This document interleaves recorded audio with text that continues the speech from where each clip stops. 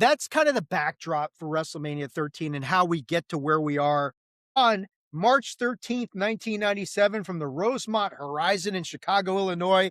I'm so sorry, Tunney, but Vince McMahon is still on commentary. I know you're waiting for that day when we don't have to say that any longer, but it's not What a today. maneuver. It's like the fucking speech by Aragorn outside the Black Gates that Tunney hasn't seen Lord of the Rings. There may be a day when we yield to our fears, but it's not this day. Tunney, there's a day when Vince McMahon will not be on commentary, but it is not this day, sir.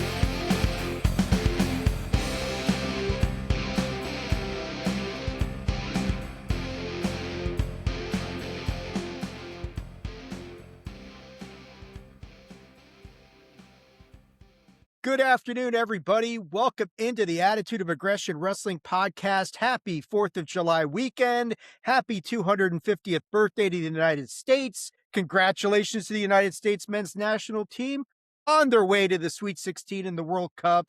Man, that was a hell of a game. Fun stuff all the way around. It is great to be back here to talk pro wrestling here on the return of the Big Five Project. I am your host, Dave Unger, coming to you here today to talk to you guys about WrestleMania 13, our next stop on our long, long road of wrestling history here today. That is awesome. The one and only PC Tunney feeling very patriotic today. Tunney, how are you doing, buddy? I mean, you are feeling it. If you were wearing one of those flag shirts, I could call you the charisma vacuum that is Lex Luger, but I will avoid doing that. How are you doing, man? I dig the hat. Say, can you see that should not have been a red card? That ref can fuck himself. Now we don't have Balogun anymore. Yeah, that's going to be the problem for the next game is you lose your, well, they got Pulisic, so. I liked it while it lasted. Yeah, it was fun while it lasted. So as you guys know, PC Tunney is here. You saw him just now. He will be here for the duration of this event, but I want to welcome into the show somebody who is no stranger to the Attitude of Aggression Wrestling podcast, but he is a stranger to the Big Five Project. And he is making his debut here today, even though I've asked him numerous times and he's always just told me to fuck off.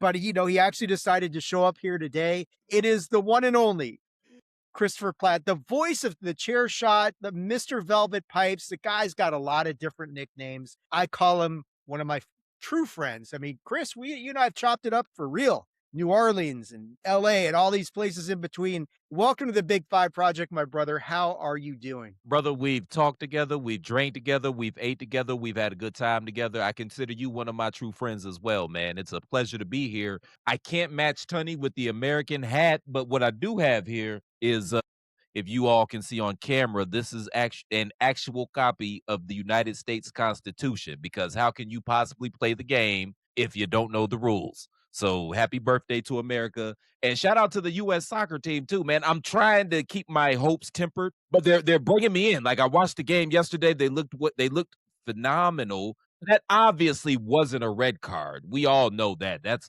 total bullshit. We all call total bullshit on that. But they're sucking me in, man. And I should know better, because once they get to some of those, better European teams, it might get a little spooky, but I'm enjoying the ride while we're on it. Yeah, well, one of those better European teams is coming up in a couple of days in Seattle, as they'll take on Belgium, who got lucky to get by Senegal, I would say. We'll see. I think they've got a decent shot at getting by them, but then, after you get beyond that, you got Spain or Portugal probably lurking out there, and that might be the end of the road. But we'll see what happens, man. It was, yes, sir. Croatia's going to beat Portugal. It's on right now. I'm calling it. Okay. You have done very well with your predictions so far. Well, you were doing great with Senegal before they collapsed, that sort of thing. But shout out to Tunney though, the Senegal, right on, brother, right on. Shout out to PC Tunney for doing an excellent job with his prognostication of soccer. Now, if we were just drinking with the Scottish people in Boston, have they actually, even though they've been eliminated, I wonder if the Scottish are hanging out in Boston for another week or so. There's no booze left. They're not going to stick around. They That's think been one of the coolest things about this is watching all the Europeans come over here and get introduced to, like, American food and different restaurants and stuff like that. Yes, That's been awesome. absolutely. Yeah, they have been drinking in, literally drinking in Americana in multiple different places. Tartan Army thinks they've something because they clean Boston out of beer. I invite you all to travel to Southeast Wisconsin, where we will show you how to actually drink. Nobo hey, That's a challenge to the to Tartan Army there. Let's go. It's nobody not drinks like Midwestern boys, man. I I That's I I that's I second that emotion as a fellow that's Midwestern boy. Nobody that is drinks like very we do, true. man. I drink That is very I'll true. drink to that. I've Well, I've only been every day for about 25 years, so it's no big I was saying, Chris, if you ever come on Unidentified History, man, keep that copy of the Constitution very close to you because we talk about the travesty that the government is doing to the Constitution. Not the government, all of it, but maybe the intelligence agencies are shitting on the Constitution quite a bit. But Well, yeah, this has that's been for another happening show. since 2001. That's a different show, but this has been happening since Been happening 2001. since They have 1947, since the NSA was touche. enacted, buddy. Touche. They've been slowly and slowly taking they've been dismantling the Constitution slowly slowly, brick by brick. That's a different They have. show, but we're That on the is a same different page show. here. Yes. You Really, you have a since standing invitation to all of my shows, Chris. Even if you haven't watched any of Game of Thrones, just show up, man. I mean, Ray's faked his way really, through a bunch of re- shit in the really, past. really, since the Federal Reserve was established, we were fucked after once that happened. We were fucked after that. It was all downhill after that. the amount of preparation Dave puts into well, I mean, every show that he does is excellent. But the synopsis and guide that you get, the study plan that you get for unidentified history is top notch, Chris. Like you got to Yeah, come on, we Dave's right.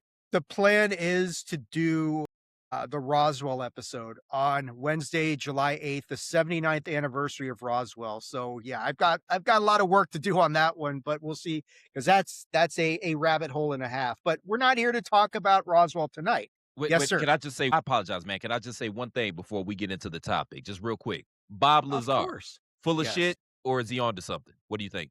What say you? I don't I have been I think I was like listening back to an episode, I'm probably around 65-35 believing Bob Lazar. I think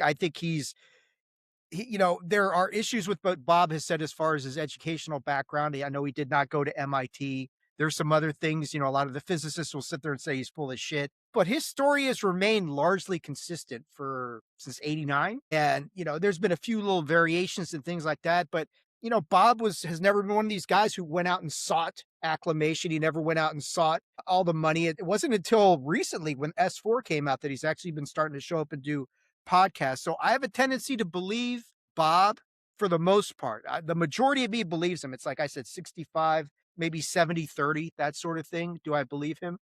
That's I mean, if he's telling the truth, it rewrites everything that we know about physics, about, whatever the phenomenon is, whether it is an alien, whether it's NHI, whether they're interdimensional, whatever the case is. If he's telling the truth, then there's something that basically explains how physics can be completely eviscerated. It's like, no, we're not going faster than the speed of light. We're bending space time. So we're not really violating the rules of physics. We're just making them up as we go, so to speak. So I don't know if did I answer your question? No, no, you did, man. It's interesting, man, because if you listen to a lot of experts that do like psychedelics that are big on like psychedelics, Yeah. they say that, so number one, we live in a three-dimensional universe. What is it? Height, width, and depth. I would add time as a fourth dimension, but that's just me personally. But Right. but but a lot of the people that that are really big into psychedelics, they say that just because we live in this three or four dimensional universe doesn't mean that that's all the planes of existence. Or that's all the dimensions on this particular plane of existence. So It's not. so their argument with psychedelics is that okay, it's not necessarily aliens you're seeing. What you're seeing is whatever the psychedelics do, they allow you to tap into that part of your brain that allows you to see alternate or other dimensions on this particular plane of existence, which honestly, I think that there are alien beings. Like, I don't know how you feel about the ancient Sumia and Sumerians and their origin story and stuff like that. Like, I just feel like the universe is way too vast for us to be out here by ourselves. I think that's an arrogant stance for us to take. But it's just, I It's know it's statistically, it's a ridiculous stance to take. It's just like there's no way. There's no way that we, out of the vastness of the universe, we're it. That makes no damn sense. Now, Go whether they've gotten here for or not, whether they could find us or not, is another story entirely. But so. yeah, on the My subject of bad, man. Just psychedelics, man, let me stop, man. Because we could keep I going for the come next two or come three on hours. to So let me keep unidentified history, Chris. Come onto the show. We could talk about all this weird shit. Like I'll say is like you've heard of what DMT is, right? Of course, yeah. Yeah, that's a whole machine elves and all sorts of wild shit like that. So we could talk about that some other time. But let's get into the wrestling stuff here today. Let me ask you guys. Let's talk a little Night of Champions and where we're going right now as far as like the SummerSlam. Okay, so Night of Champions came and went. Obafemi wins the King of the Ring. Io Sky wins the Queen of the Ring, immediately challenges Liv Morgan for the title at SummerSlam. Yeah, I think Tunney, very well. Well done, sir. Very well done. We've got, I think probably what the biggest upset. I mean, people are calling it the upset of the year, and it might very well be. Although I think, Tunney, I will pat both of us on the back. As soon as they made that Sami Zayn in the main event, and we've been talking about this for this, what is this, Jam in the Sand 14, Chris? Is that where we are right now? I think we're at Jam in the Sand 14. Has it been that many, man? I will bow to your expertise on this one, brother. But I think like when I remember specifically back at the Rumble when Sammy took on Drew, and I know Tunney and I we were talking about that when we did the Big Five project for Royal Rumble. I don't know what it was, but we were talking about that Rumble, this year's Rumble, and we said if Sammy goes in the main event, he's leaving with the championship, and it didn't happen. And as soon as it didn't happen, Tunney and I realized he was going to lose. Now we didn't expect him to get trounced like he did by Drew McIntyre, but that's what happened. But I was texting Tunney at Night of Champions, and as soon as that match got switched to the main event, I said, this is it. He's got a real shot of winning this thing, and he did. And Sami Zayn pulls off this massive upset and becomes the WWE champion. He's caught a lot more backlash for this whole victory than I really thought he would, Tunney. I mean, there's like some people who are like genuinely pissed about it, and I don't understand that. But let me go to you guys and your thoughts kind of on how Night of Champions unfolded in general. It was a pretty good card. I mean, I love the fact that the Saudi crowds get these good events, and that they get to enjoy some of these better cards and that sort of thing. But Tunney, I'll go to you first on this. Your thoughts on how Night of Champions went down? I love it when we're cruising together. Hey, Excellent. That the picture I just hold up was him driving in the convertible with the thing and the music up. Also, the post he put out on social media, leaning on the counter with the dove next to him, saying, "Wishing my best friend Cody Rhodes a happy birthday," was like, "Oh, you're good, Sammy." I was sitting in this literal chair on Saturday watching, and when the crossroads got reversed and he got rolled up, and in that split second, I'm like thinking to all the conversations Dave and I and Dan and I have had, and I'm sure Chris and I have had these conversations about people who deserve to have the WWE title before they're done. I'm like, oh my God, it's going to happen. And it happened. And I jumped out of this chair and I yelled, yes, 3 times. And then I yelled, he did it. And I sat back down here and literally started tearing up watching him. Just so happy I was for the person Sami Zayn. It was one of the greatest moments in professional wrestling history, in my opinion. Now we can go to the other side of it. How stupid has the booking been for Obafemi since WrestleMania? So much so that we're going to have him win the King of the Ring, not get a title shot, and then switch over. I told Dan last week before all this even happened, rules in WWE are like stop signs and parking lots. They're just guidelines, folks. And the sooner you get over that shit, the more you can enjoy this shit. Overall, it's great. I can't wait for the Hell in a Cell, Dave. I think we're moving in a good direction if you can just get past the weirdness of getting there. Yeah, before I go to Chris, I'll say, yeah, I don't understand the logic behind why did Obafemi, it wouldn't have made more sense for Brock to interfere, cost him the King of the Ring, and then they go and they have this Hell in a Cell match rather than him win. And it's so ironic that we're talking about this here, right? on when we're covering WrestleMania 13, where Stone Cold wins the Royal Rumble and doesn't get the shot at the title because of a strange set of circumstances that we'll kind of recap. I know we talked about it last time. And now we get a similar situation here. Obafemi wins King of the Ring. He's got a shot at the title, but through a strange set of circumstances, the title will always be there. I'm going after Brock. What? My only thing thinking about it is this.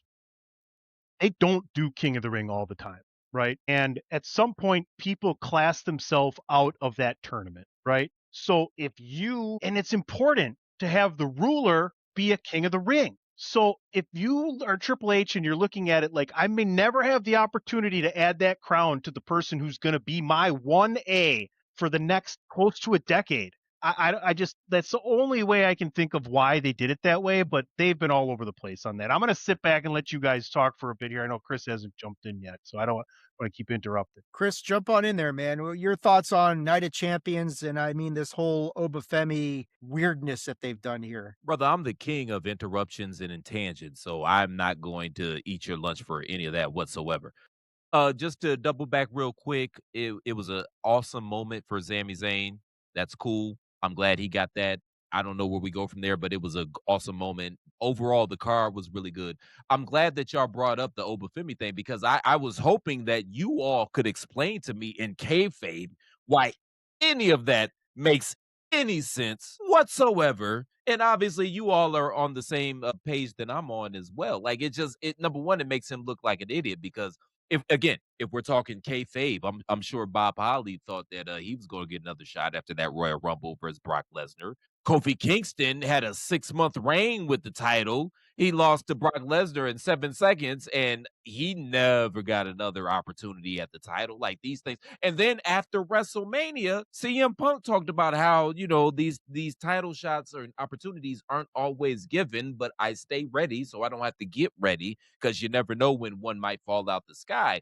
But again, it doesn't make sense to me. Like I'm looking forward to the match. I think the Hell in a Cell is going to be great. I love the feud between them. I was kind of leaning towards because I'm sure Dave and Tony, y'all saw the online chatter talking about maybe he fights Brock night 1 and then fights for the title night 2. I was kind of leaning towards that because you kind of have lightning in a bottle right here.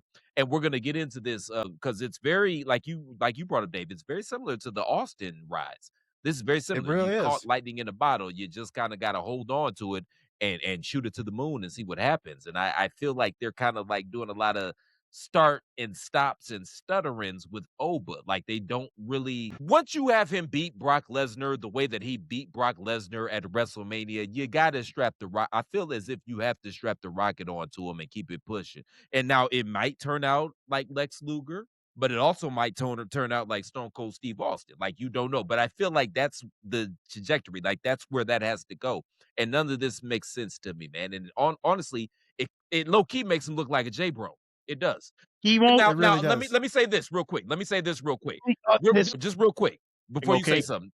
On this King of the Ring. No. Just real quick. Let me just say this real quick. Now, okay, you probably couldn't get Brock to fly all the way to Saudi Arabia for a 3-minute run-in. I get that. But at that point in time, if you knew that one of the things, you couldn't get him to come to Baltimore or wherever the hell they were wrestling during this entire tournament. You couldn't get him to come anywhere there. Right. And cost attack and over. injure him and or something like that. Yeah. Something. Yeah. Or you could have had Oba fly up to, buttfuck Canada or wherever Brock is at, and he gets it. Like, okay, I'm getting a little ahead of myself, but what I'm saying is, like, there were ways to get out of this. And yeah, he could have showed up at Brock's house in Minneapolis and said his Sable home, and then just kind of taking Brock's ass to task there. I mean, I am here to avenge Mark Merrill. That's right. Touche, That'd a be fellow awesome. brother. That'd be A awesome. fellow brother. And he's not. I know that. I swear to Tony- God, I didn't know. Go ahead. Go ahead, Dave. I apologize. No, Tony, you were saying how King of the Ring doesn't happen all the time, although that seems to be changing now. I mean, are we moving Yes. back towards where King of the Ring is now? You've got the big 4 events. Money in the Bank is the 5th one. I mean, are we now talking a big 6? Because if you look at the stakes that are on the line for King and Queen of the Ring, and this whole clusterfuck that they're doing with Oba notwithstanding, that's still, I mean, now you're looking at, because now and I want to tie this into where I want to go with SummerSlam, but I mean, this event is starting to recapture some of its former luster.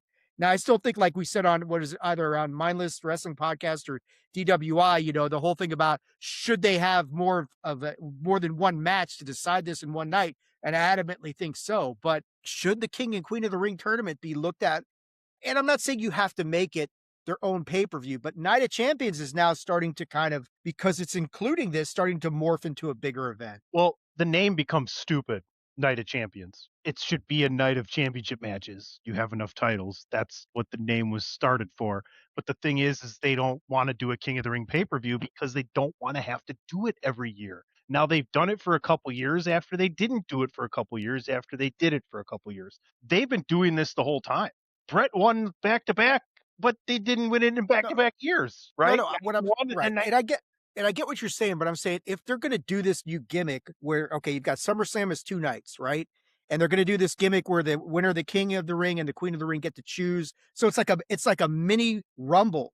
Like the Rumble winner gets to choose WrestleMania. Now these guys get to choose SummerSlam because you're elevating SummerSlam to this event. And I want to go somewhere with that right after I yield the floor to you guys. But I mean, it seems like this is becoming a bigger event now. Here's the thing, though. They changed the rules again this year. It was you get the shot for this, you get the shot at your brand's champion. And then when Oba won, he comes out and says, I get to choose who I want.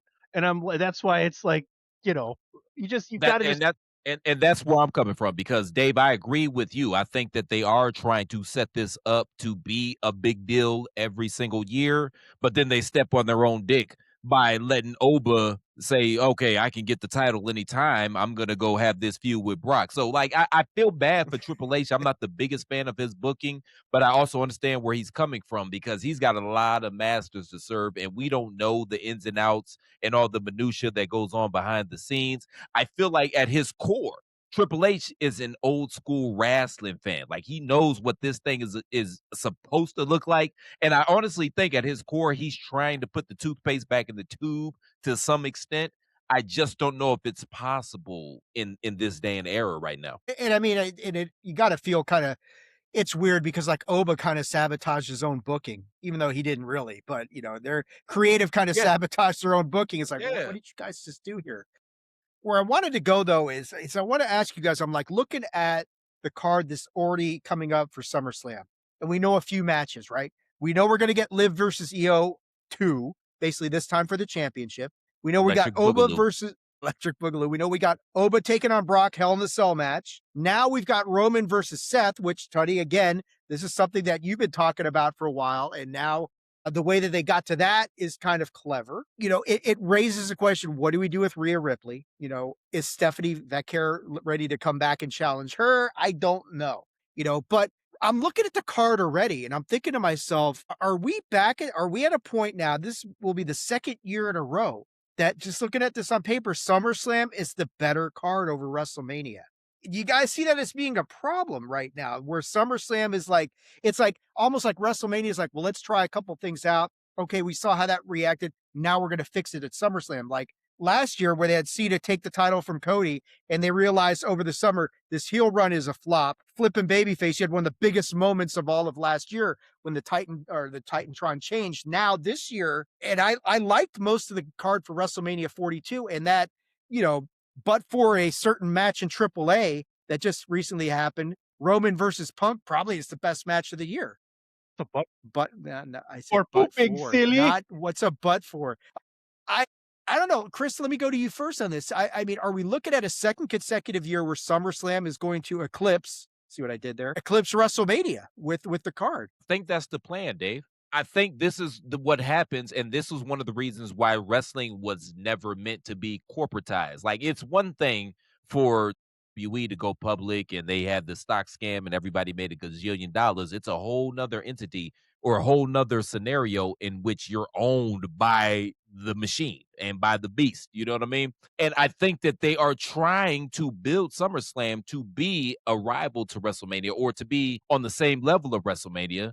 So they can do a WrestleMania in Saudi Arabia, or they can eventually do a WrestleMania in England and stuff like that. And the fans don't feel like as if they're being cheated because, hey, you have your WrestleMania It's just SummerSlam, and it's here on this soil. Like, I think they're just trying to pump up SummerSlam and try to make it as at the same level as WrestleMania. I think this is a product of that. And that's a really good point, Chris, especially with, if they're trying to make SummerSlam like on the same level as a WrestleMania or possibly above. You look at like next year specifically, we're going to do WrestleMania in Saudi Arabia, outside of North America for the first time ever. What does SummerSlam 2027 look like? First off, where? We know it'll be a 2-night event. You got to figure somewhere in the States, a big event somewhere in the States where they could say, yeah, we dabbled with some stuff. Not to say they're going to do anything like to make WrestleMania 43 feel like glorified house show like they used to do with the original Jam in the Sands, right, Chris? But I don't think they're going to do that, anything like that. But it is an interesting concept that we're going to have basically two WrestleManias each year, their official one and then SummerSlam. And like you're saying, Saudi can have WrestleMania. We're going to put SummerSlam in wherever, Plus, Santa Clara, Levi Stadium or something, Plus, double back to all the matches for the WrestleMania matches that we thought we were going to get, and we never got them because of situation and circumstance. You know what I mean? Austin Hogan, Rock Shawn Michaels. I'm sure if you gave some truth serum to Vince McMahon and Triple H and all the higher ups, I'm sure they thought at some particular point in time there was going to be a scenario in which they got, Rock and Triple H or the Shield triple threat as the main event of WrestleMania. It just never, the stars just never aligned for whatever reason. Like, again, situation and circumstance. So this is an opportunity because Seth and Roman, perhaps they do get their WrestleMania main event at some point in time, but we've been building towards this match since, the split. What was that? 2013, 2014, I believe, when Seth hit Roman in the back with the chair. Like, we've been building to that moment since then. And I feel like, at some point in time, they're like, okay, we're going to kind of strike while the iron is hot. We would love for this to be a Mania main event, but we don't know if we're necessarily going to be able to do it. So let's do it here at SummerSlam.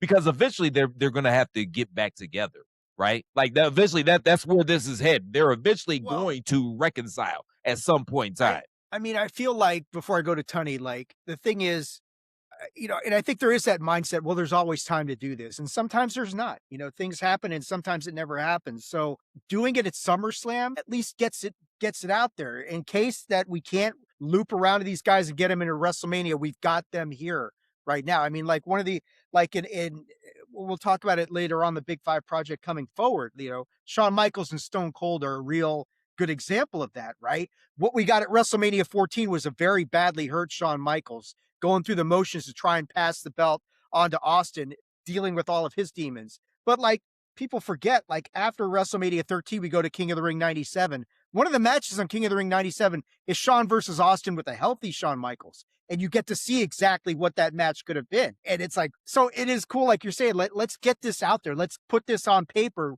It's not like we haven't seen Seth Roman 10 times. I was at the one in Vegas in 2016 when Dean cashed in on Seth after he beat Roman to win the title. So it's not like there's no precedence for this, but with them in this kind of role, with Roman being the tribal chief, the OTC, and Seth having gone through everything he's gone through, it's the same, but it's different, that sort of thing.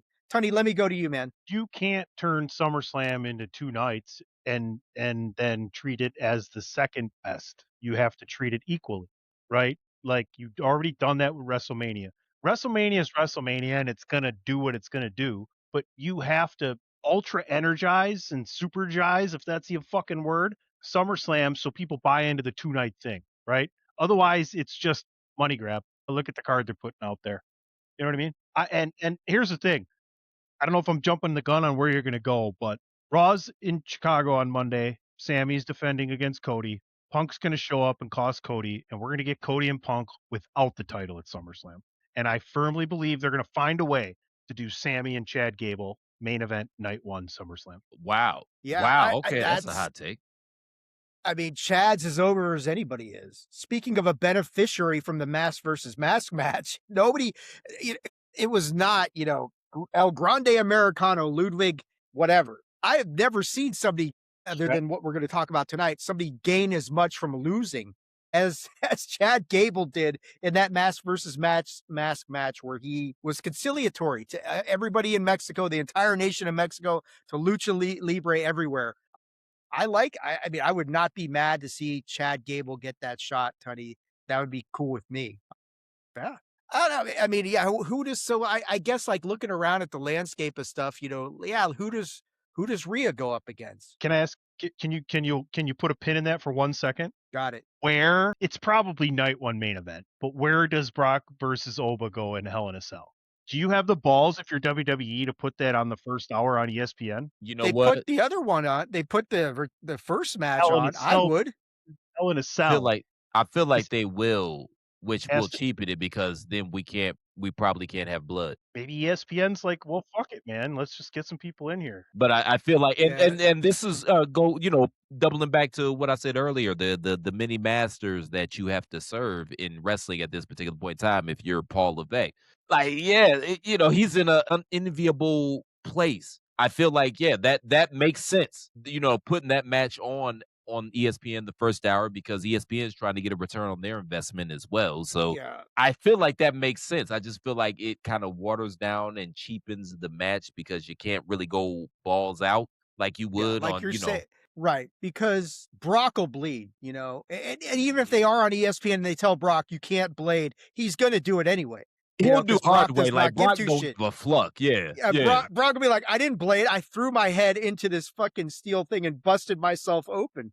So yeah, Brock Yo, doesn't man, care about that. shout out to Brock. He earns his money, man. I know he works a part-time schedule and he uses all Hey, of his PTO. But when he's there, I he's there and he's gonna earn his money, man. I give him I respect for begrudge that. him nothing. I begrudge Brock nothing. He is earned, and he's like the no fucks given. Vince is like, oh, you can't blade, brother, or let me tell you something, pal. You can't blade, and Brock's like, I'm gonna fuck myself up, like he did at 31 with Roman. Right. But Shit, get hit. talk shit, get hit. It would be smart to do it in that first hour on night one. But yeah, I mean, does ESPN, will they sit there and say, it's all right if we get a little bit of color here, that's fine. Now, if they say that, then it's on like Donkey Kong. But Now, Dave, where are you? Because I know Tunney is a WWE fan, and I mean that not disrespectfully, but he's a WWE fan. I'm a wrestling fan. Where do you land on that? You grew up in Virginia, so you saw Crockett and all, and Mid yeah, South and all of that. So where do you land on that? I'm predominantly a WWE fan. I Okay. used to be very much into AEW, and then they just started to piss me off. The whole everything that went Yeah. on involving the shit with CM Punk and releasing the video, even though all it did was corroborate Punk's version of events, and that was just dumb. You were going for Yeah. ratings, and Yeah. that backfired. And as soon as they did that, I'm like, these guys are full of shit. They still do good stuff in AEW. Don't get me wrong, and they've got Do some. they? They do. They've got some talent there. You've got MJF is good. I don't know what's going on with Kenny Omega right now, that sort of thing, that sort of thing. But man, I'm mostly a WWE fan. I like some of what TNA does. I like some of what AEW does. I like, MLW and all that kind of stuff. But I'm mostly a WWE mark. I've always been No, that way. the question I was asking was obviously today, but back in the day. Mike, Shout out he's to good Whistle Mike. he's good for another few decades. He might be. I mean, you never know. And then He yeah, could go ahead, probably Chris. run this schedule, yeah, until he's in his 60s, like every other wrestler from the past. Yeah, Vampire Brock. But no, but I mean, Exactly. just not necessarily current day. I'm talking about like just previously, like what were you into? Because I asked that to say, like, my thing is, red equals green. And I don't understand how you can have a cage match when there's not blood. You know what I mean? Well, right. And this was one of my biggest complaints about the watered down version. The watered down era is what I'm going to call it, when Vince was in charge and they were trying to be corporate and nobody would. And it's like, wait a second, we went from absolute bloodbath. The first Hell in the Cell match at Bad Blood with Shawn Michaels practically bleeding to death. It's like shattering the Muda scale, that sort of thing. We went from that to now every Hell in the Cell match, nobody ever bleeds. How do you reconcile that with historical people like us? So I like how they're selective about it. AEW, if somebody breathes on John Moxley wrong, he's going to bleed. That's just the way it is. And that kind of stuff has always bothered me. But Yes. in this kind of dynamic, where they're selective about it, but at certain times, like Hunter is, for all of his faults, Hunter is a traditionalist. And he's going to hold to that tradition and say, if we're doing Hell in a Cell, somebody's going to bleed. Now, which one of you wants to blade? But like you're saying, Chris, if we're doing ES, and like you're saying, Brock will just be like, I don't need the fucking blade. I'm just going to bash my head into the wall here and it'll be all good. Like, like Goldberg did that one time. But I think it does raise a good point. I've only said it once, Tony. I haven't said it twice more. So just hold on. We have that ability now. We have the power. Okay, that's one. All right, I'm on it. I got to find it just in case. But yeah, like you're saying, Chris, what do they do if they put that on that first hour on ESPN? Then what do they do? Do they water it down? Do they just ESPN say, we knew what we were getting ourselves into, let's roll with this thing, it's going to be good for business? But I want to circle back to Tunney. Rhea Ripley. What do we do with Rhea Ripley at SummerSlam? There's nobody. I'm like looking at people saying, who's credible to take her on? Soul's going to be busy with whatever she's got going on. I will say this before I get to you. At NXT, the Great American Bash, I highly recommend you guys watch the Zarya versus Tatum Paxley match. That fucking match is awesome. Zarya's tits almost popped out. Not that they're probably not nice, but it wouldn't have been the first one on my list for it. But that Tatum Paxley, she's going to be a player. I'm telling you right now. But I looked at Zarya, man. If Dave popped a tip out right now, I would look and salivate about it. So, tits are tits, man. Billy. There's levels, bro. There's levels. Let's not go. No, shout out to Dave, man, because Dave, it looks incredible, man. You've lost a gang of weight. You look phenomenal, man. Seriously. Thank you, all jokes aside, Thank seriously. You look great, Thank man. you. But like Zarya, I look at her as somebody who she's not ready quite yet. Mike he's not going to let this Sasha Banks thing go, Tony. He just Sasher? is not. What's that? Sasher? Yeah, Sasher. I would Rhea Ripley versus Mercedes Moné, Sasha Banks, or anything like that. That'd be great if we could actually make that happen one of these days. But Zarya is somebody I look at who could stand in there with Rhea physicality wise. But other than that, you look at the roster and you say, well, who's really, Bianca's having a baby. Naomi's not coming back anytime soon. What are we going to get? Who's going to be the person to step in there against Rhea Ripley? Unless Stephanie's coming back. I mean, where has she been hurt or something? Or I don't know, just taking it. She's what? She's hurt. She's hurt, and Rhea's hurt too. But I mean, I think she's going to be fine for it. I think the two leading candidates would be Charlotte, would be the most obvious one. I don't know that they're going to go Jade. I could see a fatal four-way, although what I would do, JC Jane. I feel like they're locked into Charlotte and Jade for SummerSlam, like a one-on-one. Maybe they can do like a fatal four-way or something like that. But I mean, like, can we talk about the damage that has been done to Rhea Ripley? Like, if you would have asked me 2 years ago, I would have said strap the rocket on Rhea Ripley and she needs to be the face of the company, period. Like I felt as if you would ask me 2 years ago, I felt like she checked the most boxes out of anybody else, male or female, on the roster, and you could have built the entire company around her. And she just seems to have lost so much steam. And I mean, the obvious match for her was the Io Sky, because that's her hero's journey. She's never defeated Io Sky. I know they're homies and whatnot, but that's her hero's journey. She has to overcome that. Right. On the Odyssey side of the game. Shout out to the Odyssey. I'm very excited about that movie because I love the book, so I had to throw that out there. Yeah. But I feel like that was the obvious choice for her. But since they didn't go that route, I have no fucking idea. And you're right, because Rhea's biggest problem, if she's cooled off any, is because there's nobody credible to put up next to her. You look around the landscape and say, who do we put up next to her? She's beaten everybody. I mean, Liv is a natural choice, but we've seen that. Like you're saying, Io Sky, somebody she's never been able to beat. She needs to climb that mountain, that hero's journey. But you get around them, and this is the problem with having Rhea on top, and why I prefer her in the chasing role rather than, the apex predator. No offense, Randy Orton. When you're on top like that, then you've got to have the right person. Yeah, maybe Randy Orton could take her on. That'd be a good match. I would love to watch that match.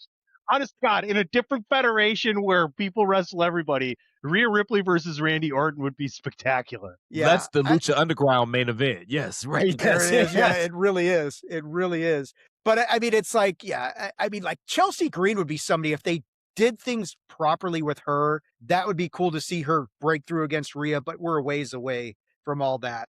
and they may just, huh? Yeah, we're too close to SummerSlam to build towards Chelsea like that. Right, and But they may just give Rhea the night off, I mean, that's a possibility. Nothing Wait, saying she has to. no. We just talked about how they're trying to build SummerSlam as an equal to Well, WrestleMania. and You you can't leave want one of your your big you stars gotta off. have your most popular. She's the most Yeah, popular yeah. person in all of WWE, not named Roman Reigns, probably. And this is the problem with WWE in general, because WWE is a babyface territory, and the issue with that, because Cody runs into this as well.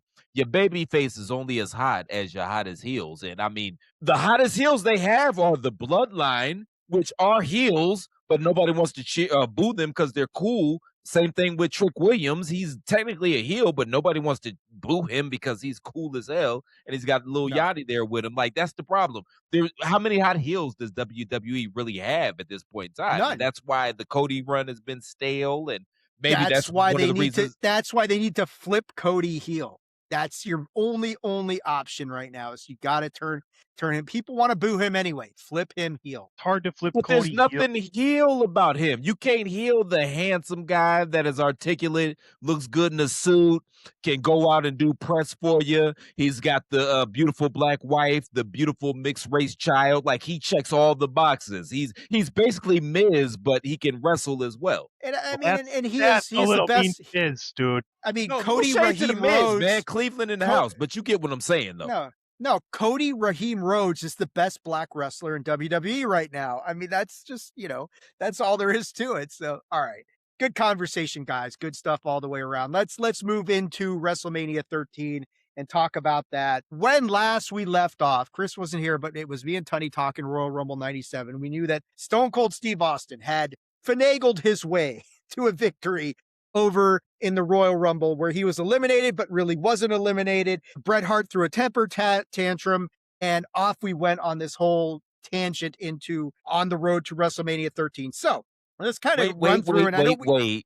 Just real yes, quick. sir. No, he was eliminated. He just said He fuck was. that shit and got back in. Like, he wasn't really eliminated. No, that Melon Farmer was eliminated. He just said Right. fuck that shit. Right. The refs didn't see it. They were busy with Terry Funk and Mankind were brawling with each other, so they didn't see what was going on. Austin got back in the ring, he eliminated who? Was it Undertaker and Vader were fighting with each other? Then he eliminates Bret. Austin's declared the winner. So I think that's where we kind of left off, and then things got really weird.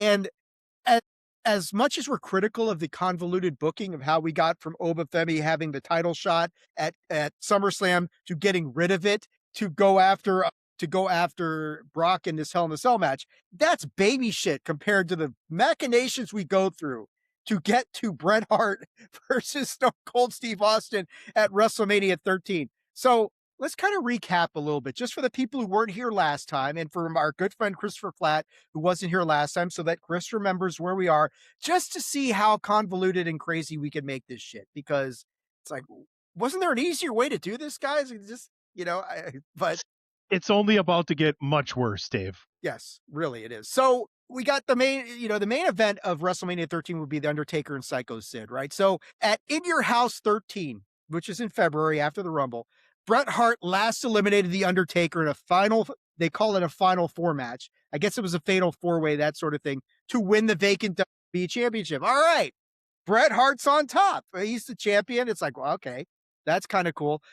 Hart's reign will last one day, because the next night on Monday Night Raw, he loses the title to Psycho Sid because Stone Cold Steve Austin interferes. All right. So he's one of the guys who interferes. Vader also interferes, even though Vader's really out of this thing and he has no further involvement in the storyline. So Undertaker gets named the number one contender and is booked to challenge Psycho Sid for the title at WrestleMania. However, on the March 17th edition of Monday Night Raw, Sid defends the title against Bret Hart again in another steel cage match, with the added stipulation that the winner would defend the title in their respective match at WrestleMania. So right now we're kind of locked in with Austin versus Hart, Sid versus Undertaker. The only thing we're not sure is who's going to have the championship. This match is designed to determine that. But during this match, Undertaker and Austin both interfere in this whole thing. Undertaker comes out to help Sid. because obviously he wants to wrestle Sid for the title. Meanwhile, Austin tries to, this is the ironic thing, they're helping the people they're going to go against because they're trying to protect their title shot. Austin decides to help Bret Hart because he wants to turn this submission match into a title match. Sid's going to win the match, retains the title. As a result, Sid versus Undertaker remains the main event of WrestleMania, and Hart versus Austin becomes a submission match that we all know and love and that we're going to talk about in a little bit. Convoluted to say the very least, right, Tunney? I mean, there had to be it was good television to watch. And compared to the bullshit that we've been through with 1995 and some of 1996, not all of 1996, this, as jumbled and confusing and messy as it was infinitely better than probably anything that we'd had in the past year and a half at least, right? I think at this point, Vince knows the one thing he has is WrestleMania. And no matter what happens, as long as he has the right guys, people are going to go ahead and do that. But you got to think back to this point in time in 1997. He needs television to do better. So that's why I believe he wanted to have all this happening on television. Like a lot of the major, big, cool stuff is happening on television and not in the PLEs or pay-per-views back then because of the war that's going on right now. You know what I mean? It's almost more important, your Monday Night Raw rating, than your pay-per-view buy rate. At this point in time, that's very true because it's a war they're losing at this point in time. And that's a really good point, Tunney, that let's keep I mean, and that persists all through the Attitude Era, all through the Monday Night War. So many huge moments happen on Raw that the pay-per-views almost become like a side thought, you know, in a lot of places. On Raw, right? Giving the thing away, and that's the turning. You know what I mean? It's just nuts. Yeah. Chris, what do you think, man? All this stuff that they go through just to get to where we end up on WrestleMania 13. It seems like there could have been an easier way, but Tunney raises a really good point. Let's create this drama over 2 and 3 months leading into WrestleMania and do it all on television. Well, there was a much easier way, David, and lest we forget, the initial plan for WrestleMania 13 was for Bret to get his lick back on Shawn Michaels at the time. Like, Bret went away, I think he filmed Lonesome Dove or some shit like that. He came back, he requested to work with Stone Cold Steve Austin at Survivor Series, but ultimately the plan for WrestleMania 13 was the rematch with Bret and Shawn. And to your point, Shawn just won the title back at Royal Rumble 97 from Sid. And then we went through him dropping, they had that, you know, that match for the championship because Shawn lost his smile. Exactly. Shawn lost his smile. And I say that in quotations, like, okay, full disclosure, I'm a Shawn Mike Mark. I absolutely love Shawn Michaels. Shawn Michaels and The Rock are my 1 and 1A all-time favorite wrestlers. Shawn is my most favorite in-ring wrestler. Butter Bell, like those are my top 2. I think Shawn Michaels is the greatest wrestler in the history of wrestling. But you're Shawn over Bret, right, Chris? Yes. Yeah. From an in-ring perspective, yes. Overall. Yes. Dave? But yes, go ahead. Shawn over Bret. No, I would probably go Bret over Shawn. But I mean, it's like you're saying, it's 1A, it's 1B. I mean, it's so tight. Yeah, but I said that to say this is why we got all this convoluted bullshit, because Shawn, quote unquote, lost his smile. And this is why the rumors persist that Vince McMahon was banging Shawn Michaels, because there's no other logical explanation. I mean, he was other than Diesel, and I love Kevin Nash too. Kevin Nash and I are Eskimo brothers, but that's a story for a different time. But other than Diesel, Shawn Michaels was the second lowest drawing champion in the history of the company at that particular time. And what other logical reason could there possibly be for Vince McMahon to put up with all of his bullshit? And I say this as a Shawn Michaels mark. Like, there's no other logical explanation. That's why those rumors are persistent. But that's how we got here. This is not the first time we've heard. Yeah, it's not the first time we've heard this rumor. Our old friend, old Gator, used to say the same thing, and Shout out to Gator, I used to have the same reaction. I used to have the same reaction to Tunney. And I was like, "You got to be shitting me!" But I don't know, man. You know, I'm just saying, there's not another. I'm not saying that happened. Like, let me say that. I'm just saying there's no other logical explanation. But shout out to Gator. I hope he's doing well. But No, but no, I'm just saying, man. But this is what led to all the convolution that you spoke of earlier, Dave. That's all. That's all I'm saying. I'm just Yeah. trying to give context to where No, no, or no, how we no. got here. That's all. Yeah, it's crazy stuff. I like what Tunney says. It's very good television and that sort of thing. But I mean that's really and then of course you got the other weird storyline that's going on, which is everything going on with the Legion of Doom, Hawk and Animal returning to WWE to go into Chicago at WrestleMania, teaming with Ahmed Johnson to take on the Nation of Domination. And you know, we've got the whole issue that we talked about with Ron Simmons actually injuring Ahmed Johnson. Whether that was legit, whether that was intentional or not, is another story. I heard that was a receipt, by the way. It might have There's been, so much and it's not, weird and it's stuff. not like, and it's not like Ahmed wouldn't have earned that receipt. So There's so much weird stuff going around Ahmed Johnson. All I want to point out is that how over he was in 1996 and leading into this, yeah, like especially as a black wrestling fan. Like the you know it was kind of slim pickings for a black wrestling fan in terms of seeing people that look like you excelling in the industry. Like I made the joke earlier about Mark Merrill. I swear to God, I didn't realize Mark Merrill wasn't black until he went on all Nancy Grace and all the news programs after Baltimore did what he did. You know what I mean? And y'all know who Voldemort is. Can we? go ahead, Chris. Oh, I'm Which talking one? about Benoit. I won't say it again, but Voldemort. Like I didn't realize that Mark Merrill wasn't black until I saw him on all those shows. I'm like, oh, he doesn't look black anymore. Like, Mind the You are. Chris Benoit being set on the chair shot. I don't know I how don't either. he feels about Attitude of Aggression, so you could say I don't. We are, as part of the Big Five project, we will be covering Chris Benoit matches. Get over it. You know, Yeah. I mean, WrestleMania 20, it's one of the greatest triple threat matches of all time. It does not mean because we say him by name and say the dude is a Hall of Fame wrestler on his wrestling acumen alone. I think we all agree on that. Whether he should be in the Hall of Fame for the horrendous, despicable, nightmarish acts that he committed to his family and to himself, that's a different story entirely. But purely from the standpoint of what we're doing here on the show, which is covering these events in chronological order, how do you not talk about Chris Benoit? How do you just scrub that from history and say we're not going to? That's like we're not going to acknowledge what happens to Owen Hart at Over the Edge 1999 because it's terrible. Yeah, it's terrible, but it happened. You know, fair enough. Fair yeah, enough. I mean, and exactly what Mike says. You can't have a WrestleMania without a giant at the top of the card, and that's what Chris Benoit was. I mean, it's just, and I often tell people, I mean, now that's not me saying that I advocate that he goes into the Hall of Fame.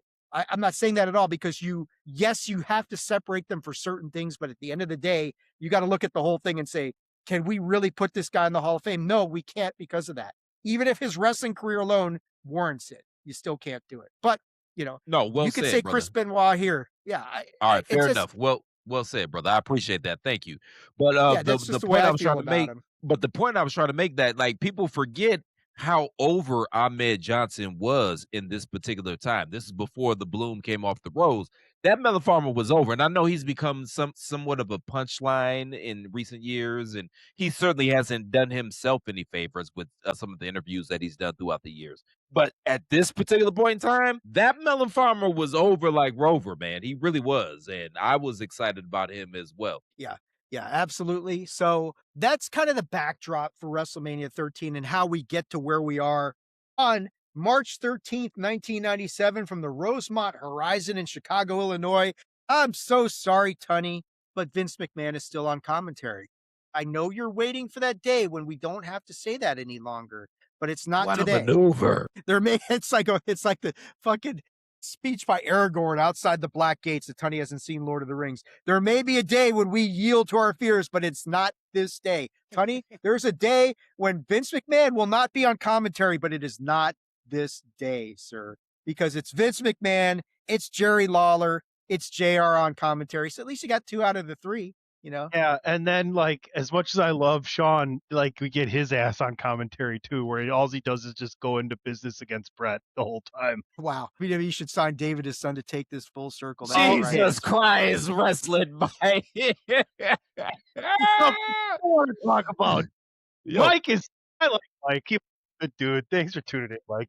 Mike's sort Yeah, of thank you, Mike. Shout out to that young man, because I don't know how much y'all have seen, how many clips you've seen of him. He clearly has some things going on. Like the elevator he didn't does. go all the way to the top floor. Shout out to that young man, man. Like, And seriously, all jokes aside. if you've grown up with that hanging over your head, I don't blame them. You Yeah, know, yeah. that's as traumatic as they're gonna get. I don't know. Steroids affects your, sperm Your either, kids, of that nature. probably. Yeah, it is, never mind, you were talking about okay, yeah, yeah, never mind. All right. Never mind. No, no, no, no, no. Let's just yes, let's move on. Having a Chris is Let's having a pot is war moment. All right. So the opening match of oh wait, Tony, what's the dark match? Is there a dark match or free for all Yeah, match There on there was this a was. card? dark match, yes. Or it's, It was Flash it was Funk versus Bart Gunn. no, Billy Gunn. Billy Gunn, okay, I beg your pardon. Yeah, I did research, Flash Funk motherfuckers. for yeah, Yeah. I appreciate that. Dave messaged Flash me Funk. when you were coming on. He goes, "Tell Chris to make sure he watches it." And I didn't even respond to that. And I didn't message Chris because Chris is a research guy. He He is. especially wrestling wise. But you've already researched WrestleManias, all of them. So I was like, hell yeah, Yeah, you did Mania Madness. We did that whole Mania Madness thing a couple years ago. beautiful And project. unlike a certain guy named Ray Cash, you will actually forgive me for making you watch a David San Martino match. So Well, that was the joke now that you brought it up, that was the joke I was gonna make when I first got on here. Like, me coming on here is like Dave Chappelle going on the Key and Peele show. You know what I mean? Like, yeah, or like parent, you made me play second base. I'm gonna go on a 3-state killing Hilarious. spree. Oh, All right. buddy. The opening the opening match of WrestleMania 13, the Godwins taking on who the hell is this? The Headbanger, oh no, the Godwins versus the Headbangers versus Doug Furnace and Philip LaFawn versus the New Blackjacks, which was Bradshaw and Barry Windham. In a fatal four-way elimination match to determine the number one contender. So instead of having a title match, we're gonna have a fatal four-way just to determine who the number one contender is. So in this match, I think I gotta probably put on my glasses, Chris, because I'm getting old, man. I can't see like I used to, buddy. Doug Furnace is another one, by the way. I thought he was black too for the longest, Doug Furnace. Like, Who? he had a curly fro, and they always talked about his athleticism. Like, what do you want from me, man? Dude, like they legitimately call Sol Ruka a black champion. And I'm like, I'm looking at her and like, she may have mixed parents, but there is nothing black about I don't see any of that stuff in Sol I'm Ruka. just Anyway, saying, man, these were the lean times in the 90s. Like, nowadays, there's a lot of brothers and sisters out here wrestling. But in the lean time, yeah. the lean times for black people. I love it, Chris. Bro, You're pulling me. like, shout out to Mark Merrow and shout out to Doug Furnace. Again, he had a curly fro, and they always talked about his athleticism. And Well, anytime there you was can a get black wrestler, that would be the first thing they talk about was their athleticism. So I thought, This is the precursor to gingers being included. We just yeah. include Italian back then. It's like saying she's got a nice personality. He's very talented, you know, that sort of thing. So anyway, in this match, it starts off with a really dumb spot because after the Blackjacks combine to spike Doug Furnace to the ring floor, LaFawn joins in. The four men start brawling, and a ref gets shoved to the ground, and everyone gets disqualified. So it's like, okay. We see this a few times in these matches where it's like, why did we just make this a 2-on-2 match if you're just going to do this? And I understand, let's get everybody on the card and that whole thing. And that's why we've done this whole thing, but it really just messes the whole matchup. It's like, why did we just not start off with 2-on-2? Why did we have to go and have a 4-on-4? But they quickly rectify that by getting a couple guys eliminated. Thrasher's then going to save Mosh from getting hit with the slop drop. Mosh is then going to nail Phineas with a flying seated senton to get the win for the Headbangers and a title shot. Not exactly the strongest of starts for WrestleMania 13 when we get a ridiculous elimination early in the match, and then the Headbangers get the win. shout out to Chris, what do you Furnace and think, man? LaFon. Shout out to Furnace and Yeah. LaFon, man. They were a damn good in-ring tag team. They just had the personality of a raisin, which guaranteed they weren't going to be able to get over in WWE. But they were, like we talked about in the last one, where Royal Rumble was at Madison Square, or no, Survivor Series at Madison Square Garden. And we talked about how Furnace and LaFawn were super over with the New York crowd on that night, right, Tony? We talked about that. And Smart just the crowd, though. crowd, they were smart, a very smart crowd. Unfortunately, the rest of the WWE marketplace was not ready for them, and that became a problem. But Tony, what do you think of this match? Not the greatest of starts for WrestleMania 13, that's for sure. No, I think they thought they could bring out a whole bunch of people and get everybody excited. I think the crowd was good. I mean, it's a Chicago crowd. It's always a good crowd. I mean, we do defend the tag titles later on in the show, so it's not like they weren't there. I mean, Owen and the Bulldog are on a pretty good run. They hold them for a while, but I mean, it is what it is. I mean, feel like the headbangers kind of got over more so than anybody else here, and I think that's where they're. I don't know if we're past that or moving into that with the headbangers. By the way, But they Mike, you have a better opportunity of getting signed with WWE The than David Chris Benoit. Benoit. He Yeah, might. than David Benoit. He might. Hey, Mike, they'll teach you better than the intelligence agencies and Arrow have. That's for sure. That's a joke between me and Mike. There, he knows what I mean. I caught it. They'll at least treat you better than those pricks have. But Is that Madman anyway, Mike that time traveled? Is that him? no, Mike. You I know don't what I'm think talking Mike's about, done though, any Dave. time. You know I what? do. I know. Yeah, you I know who know. I'm talking about. Yeah. I know, but Mike has done it. I don't think time traveling's on his resume, but you never know. He's one of the UAP guys too, Chris. So we'll Nice. If you any of never us you can never fight time know. travel, we're gonna So come back to this moment in time right now in 3, 2. that didn't work out, did it? So can we bring Owen Hart back at least? That would be cool. That But I would be guess cool. that's not gonna. It would be cool. All right, let's move on. There's really not like I think Mike's right. That's a weak spot for the WWE. Don't tell Chris I'm athletic. He can't see my face. Yeah, Mike is he's kind of the John Cena of whistleblowers, man. You can't see him, that sort of thing. But anyway, we love you, Mike. I'm just trying to keep it real. I was gonna let Chris think that you're this real athletic super stud, but you just outed yourself, man. I'm sorry.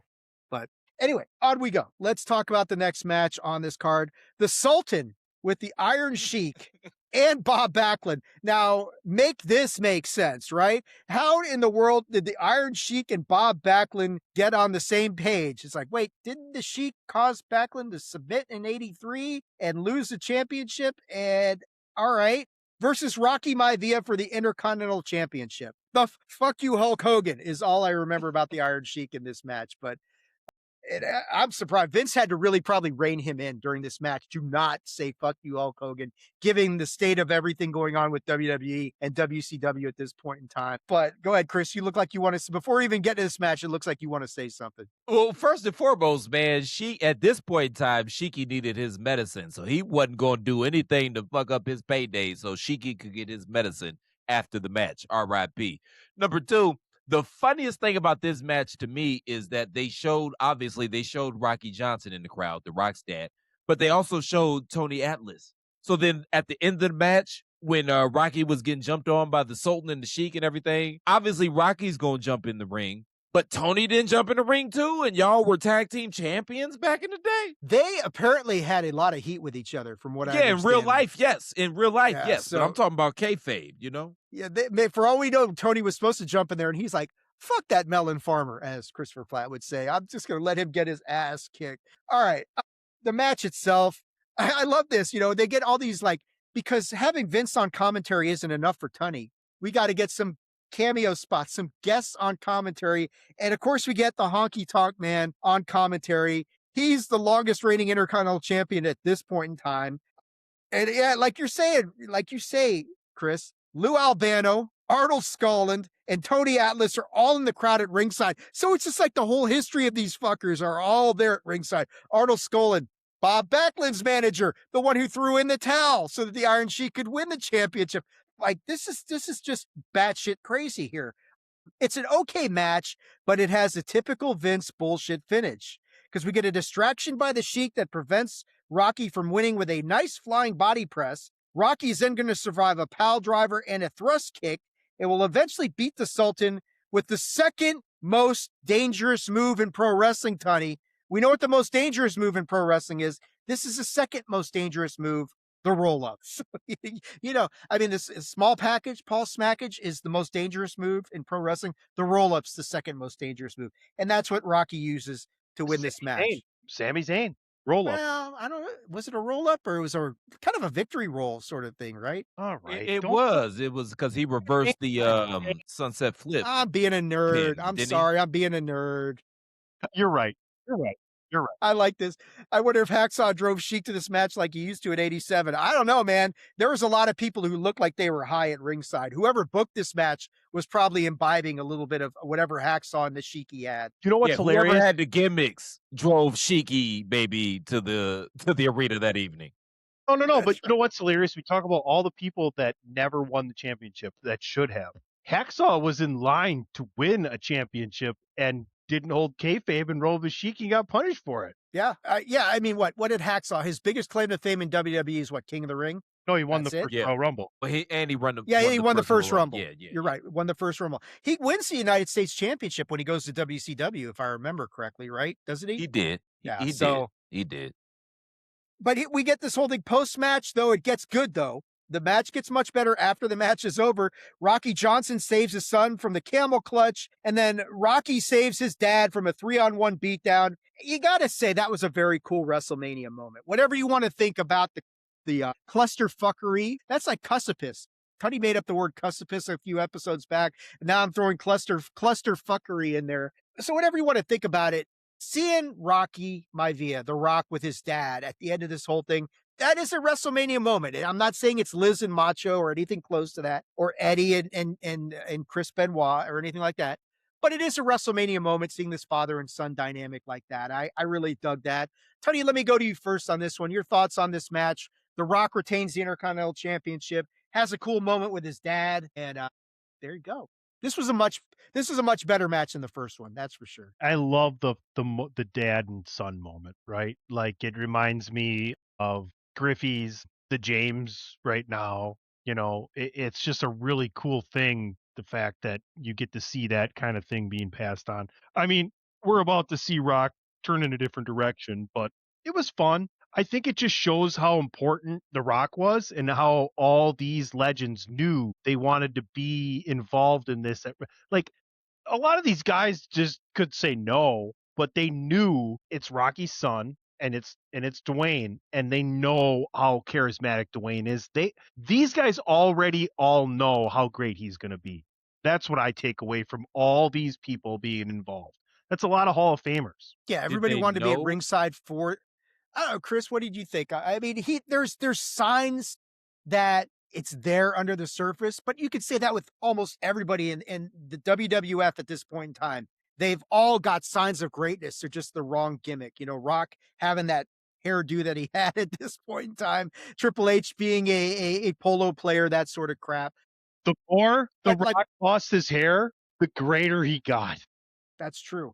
That is there's a 1-to-1 correlation between hair loss and greatness for The Rock. I wonder if Cena's going to have the same thing. He's Chris, go ahead, man. He's Oppo Sampson. Samson cut his hair. Oppo Sampson. That's funny. There he got his trick. That's funny. Number one, Dave, I apologize, man. I didn't mean to step on you.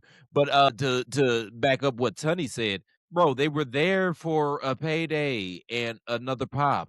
And the opportunity to get another pop. Like these are wrestlers, man. This is what they do. Obviously, everybody saw the potential with Rocky Maivia. Obviously, it didn't hit. Ironically enough, it's funny because they ran back the exact same gimmick a few years after this with Kurt Angle, but they knew better, and they knew to make him a gimmick, or excuse me, to make him a heel, because they knew that's ultra white meat babyface thing wasn't going to work at that particular point in time. So that's just an interesting dichotomy to me personally. Yeah, fair enough, man. It's good. I mean, it's cool. Like Tony's saying, The Rock is going to move drastically in a different direction over the next year, and it pays off massively for The Rock and for WWE. They all benefit from this whole thing. The next match, you get Triple H with Chyna taking on Goldust and Marlena. And this is another pretty good match with some good back and forth action. The closing sequence, though, is really good. Chyna is going to, she's stuck for almost the whole, or like the whole match. She's kind of like stalking Marlena, right? The whole thing, she's kind of walking around, looking at her, kind of going back and forth, that whole thing.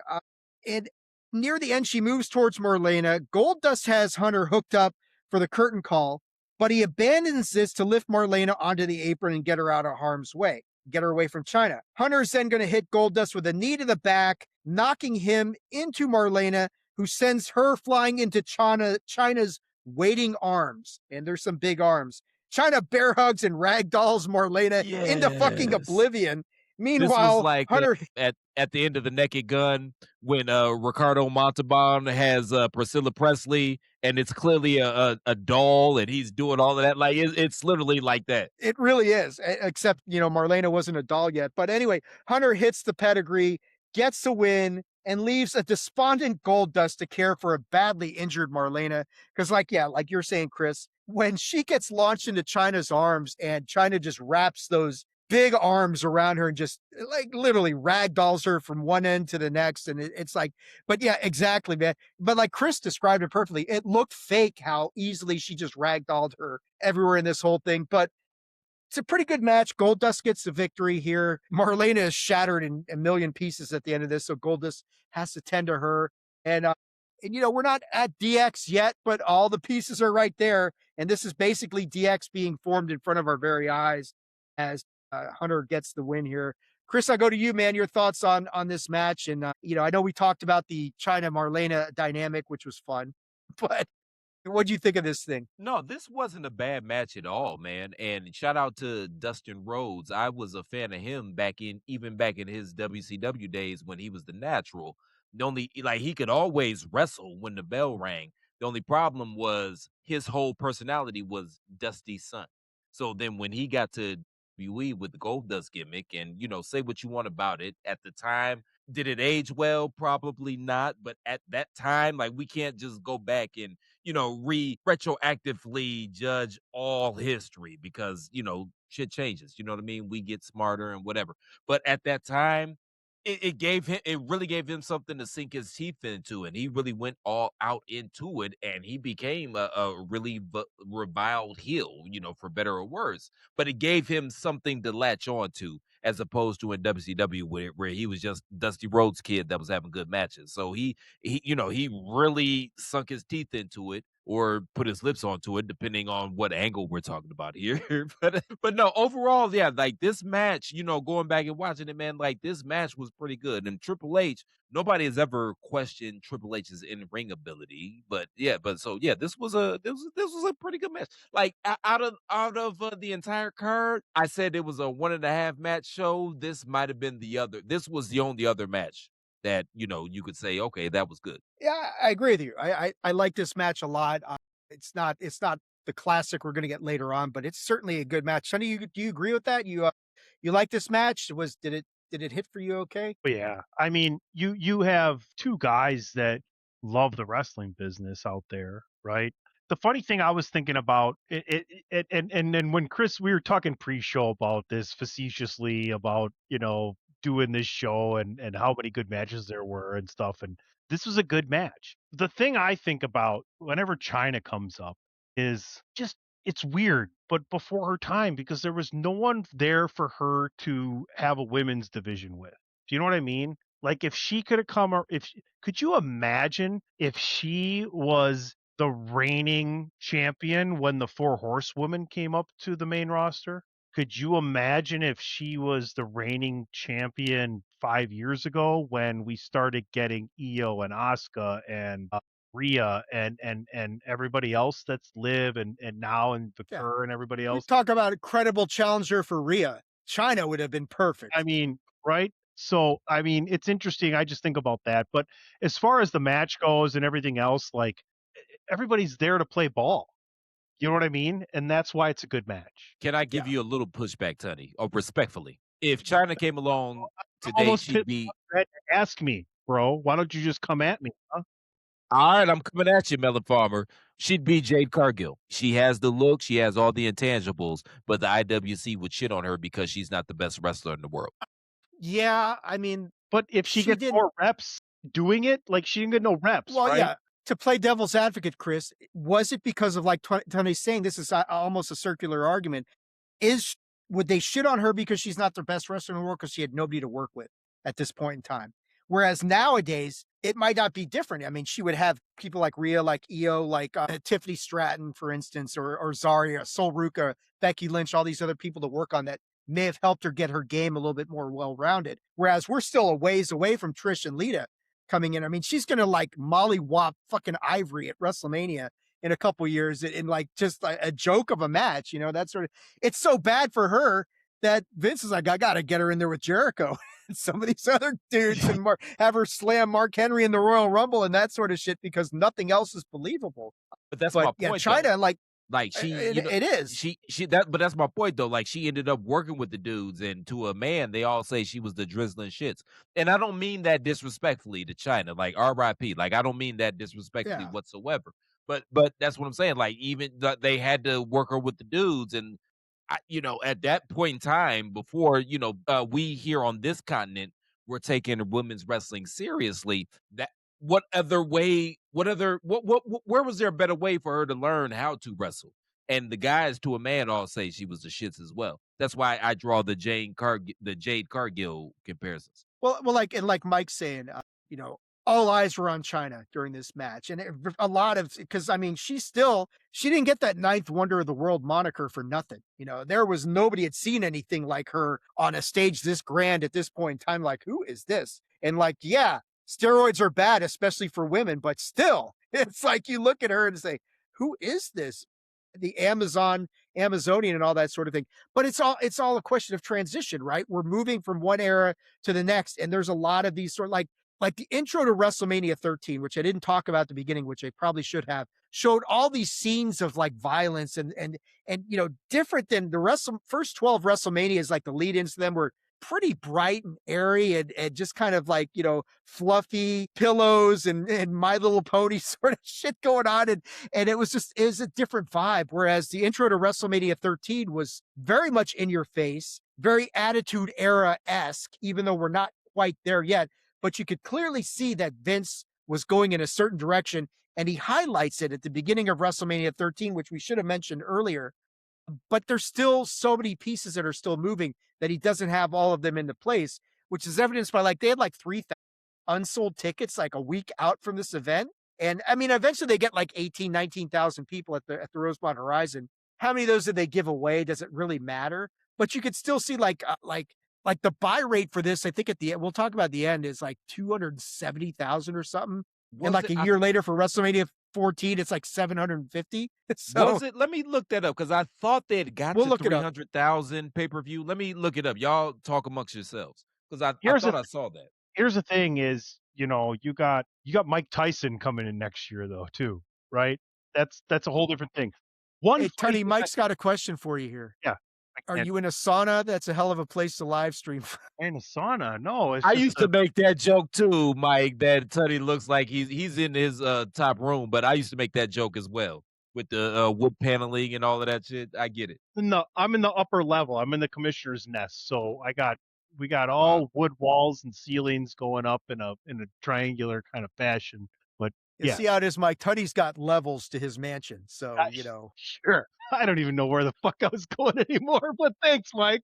No, I good grief. Where were we going here? I forgot. We're talking about the pay-per-view buys for WrestleMania 13 and just kind of where everybody is. Yeah, that's a tough sell though to what they're doing right now. I mean, you got to understand, like the phrase business picked up can be used so well in the fact. No, I got it. Tunney, you said Mike Tyson comes in a year. Yeah, because Tunney, Mike, that's where that plates everything. Go ahead, Chris. No, just real quick, Dave, I owe you an apology, brother. I thought it made it to 300,000, but you were absolutely right, brother. The official pay-per-view buys was approximately, I can't say official and then approximately. I fucked up.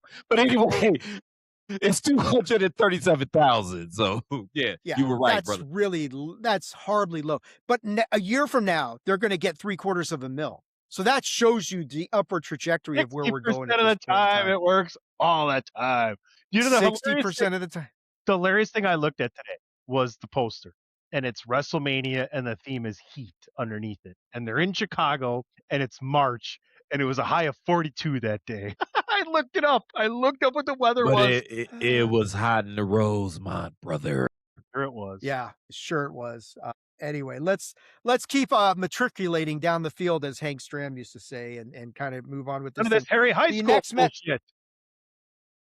The next match we get is Mankind Invader with Paul Bearer versus Owen Hart and the British Bulldog for the WWF Tag Team Championship. Mick Foley was pretty injured leading into this match. He barely avoided having an epidural because he was having a lot of back problems. With Mick Foley, though, I mean, is that really surprising? Nobody was taking bumps like Mick at this point in time. He's taken an absolute horrendous ass whipping to his body. So the fact that, and I mean, like some people say, oh, might have needed back surgery. No, an epidural is not a back surgery. Yes, they No, stick a needle in your back, but it's all about reducing inflammation. Nobody's fusing discs. no. Nobody's, replacing discs. Nobody's removing laminectomy or any of that sort of shit. So it's like, okay, his back was bad, but he tried some more conservative measures. He got healthy. He was able to do this match. JR is going to stir the match, the pot pre-match though, as he comments that, JR is kind of saying that Owen is like indicating that he's the leader of the team, even though Davey Boy had just beaten Owen for the European Championship. So JR seems to be trying to create some dissension amongst Owen Hart and the British Bulldog by saying, well, Davey just beat you for the European Championship. Why? And Owen's like, I'm not saying I'm the leader. And it's like, well, you kind of are. And it's like, they're kind of creating this awkwardness between them. But guys, honestly, this is a very good match as well. I think we're up to at least, if you take a half here and a half here, you're up to two and a half matches now, Chris. I'm just going to throw that out there for you, brother. But I thought this is a very good match. The finish sucked. Okay. The finish is less than satisfying. Vader and Mankind, they dominate much of the match. They cut the ring in half. They really isolate Owen Hart and Davey from each other. So you've got classical tag team wrestling for most of this match. Very heel oriented, choreographed perfectly, cut the ring in half, beat up on the faces, even though there are no faces in this match, which may be another problem. But in the closing moments of the match, though, Mankind locks the mandible claw on Davey Boy, and they both tumble out of the ring. Mankind won't release the mandible claw. He and Davey are both counted out, allowing the champions to retain the gold. So that's where it kind of falls apart. It's like, well, it's really good up until then. And then you get the typical, and I hate harping on Vince about stuff because Vince does a lot of really good things during his duration as the man. But then he's still doing these fuck finishes here at WrestleMania 13. We're on the precipice, as Tunney said, the precipice of the rest of the Attitude Era. And we're still messing around with these countouts and these bullshit finishes. And like, man, we needed a really definitive winner on this whole thing. And this is what we get. Mankind just won't release the mandible claw. He's disqualified or counted out. They both get counted out. And the champs retain. But up until then, it was a good match. It's just the end sucked ass. Tunney, I'll go to you first on this one, man. Your thoughts on this match and the fun in the ending, all of it. I can't remember the clown's name, Mike, that was with Mick when he went and visited Vince in the hospital, but that's coming. Ethel. When Oh yeah, it No, wasn't it's Mr. like Sacco. What was it? Blurpy or something. It's Blurpy. No, or it something. it wasn't Ethel the clown. No, it's like Blurpy or something like that. Go ahead, look This it up. is where Austin attacks him with the bedpan. The Yeah, same that's hospital it's visit. coming. Yeah. That's coming down the road. That's down the road. That's like 98 or 99. 8. What was your question again, Mike? You're awesome at distracting me, and I love it. So don't stop. I was asking you your thoughts on this match with the tag champs retaining with a less than satisfying finish. I don't care. Mick Foley. I love Mick Foley. I think it was smart to keep it. I think this is where the Hart Foundation is kind of where they're at moving forward, and they have the titles and stuff. I think we're going to get to Bret. Are we past Bret with the cast already, or is that this summer? No, not yet. We haven't made it to Bret with the cast yet. Okay. Bret's So, still a baby face up until, like 2 matches well, from now when the Dave talks the end of about it. yeah, it was good. It's fine. It's funny to It was me. fine. He broke out the F word, Chris. You know what that means. He broke out the F word. Not fake, but fine. Go ahead, man. Yeah. Like, it's funny to me because, leading into this match, obviously Bulldog and Owen, RIP, are gonna go on to be part of the biggest heel stable in the whole company. And of course, we know where Mick Foley is going from this. But leading into this match, Vader was the biggest name there.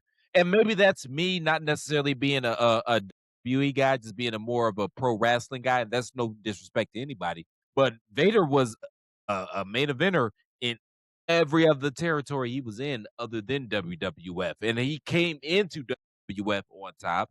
Didn't work out. Obviously, we know that, situations and circumstances. But it's Sean. funny because it's funny looking to where we're heading, and the other 3 guys are gonna be main eventers, and Vader's not long for this territory, quite frankly. No. And we've talked about it on this show a couple times, Chris. Vader goes off the rails because he pisses off Shawn Michaels. And that match they had at SummerSlam 96 where Vader does a fuck up, and he botches it, and Shawn kicks him for real. And then he goes to Vince afterward and said, screw this guy. And Vince pivots to Sid. And that's pretty much the writing on the wall for Vader. So like you're saying, though, he was a big star in every territory he's been in. The stuff he did with Sting in WCW is legendary. Cactus Jack Why too. it They didn't, they had a legendary feud as well. yeah, yeah, and it just didn't translate into WWE, and there's really just one reason for that, and his name is Shawn Michaels. And Shawn will tell you that. Shawn will tell you that nowadays. It's like, yeah, I was an arrogant piece of shit, and I shouldn't have done that, but it is what it is. At He the same stunk time, too. That we're didn't help. going He stunk. at He the never same time. washed his gear. That's why Bret didn't want to work with him because he never washed his gear. And he was also a little rough with guys too. Like Stevie Ray talked about that, man. They had a match and Vader got a little rough with him and Stevie got a little rough It's a little back. stiff. And then he a little stiff. And then Vader apologized to Stevie in the locker room after the match. So That's why Stan Hansen poked his fucking eye out, right? Jesus Christ. At the same time, there isn't much room for Vader, what they're going to be doing moving forward. He is not an Attitude Era guy. He just isn't. No, he's Not not. without a manager. He's not.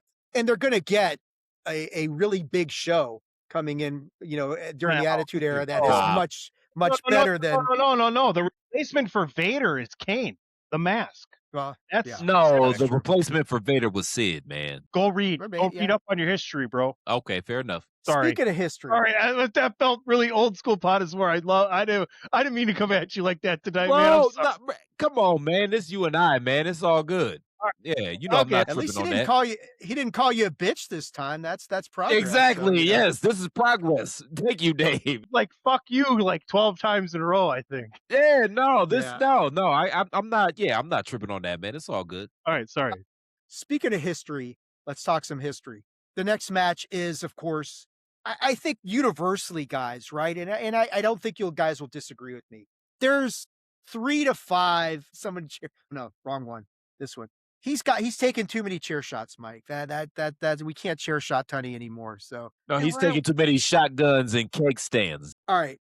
I think universally, anybody who's a pro wrestling fan, when you talk about the history of WrestleMania, there's anywhere between 3 to 5 matches that you could say top 5 of all time, right? I think we all agree. Universally, you're going to say Savage Steamboat's on that list. Taker Shawn from 25 is on that list. And the match we're about to talk about, Stone Cold Steve Austin versus Bret Hart, the submission match from WrestleMania 13 is on that list. And you could probably add Roman versus Cody from 40 on that list as well. I think that's a safe thing at this point in time. Tunney's like, Tunney, I didn't add Owens versus Austin to that list because you still think that's not a match. But Don't humor him, Dave. Don't humor him. Let him stew in his own fucked up juices with that, okay?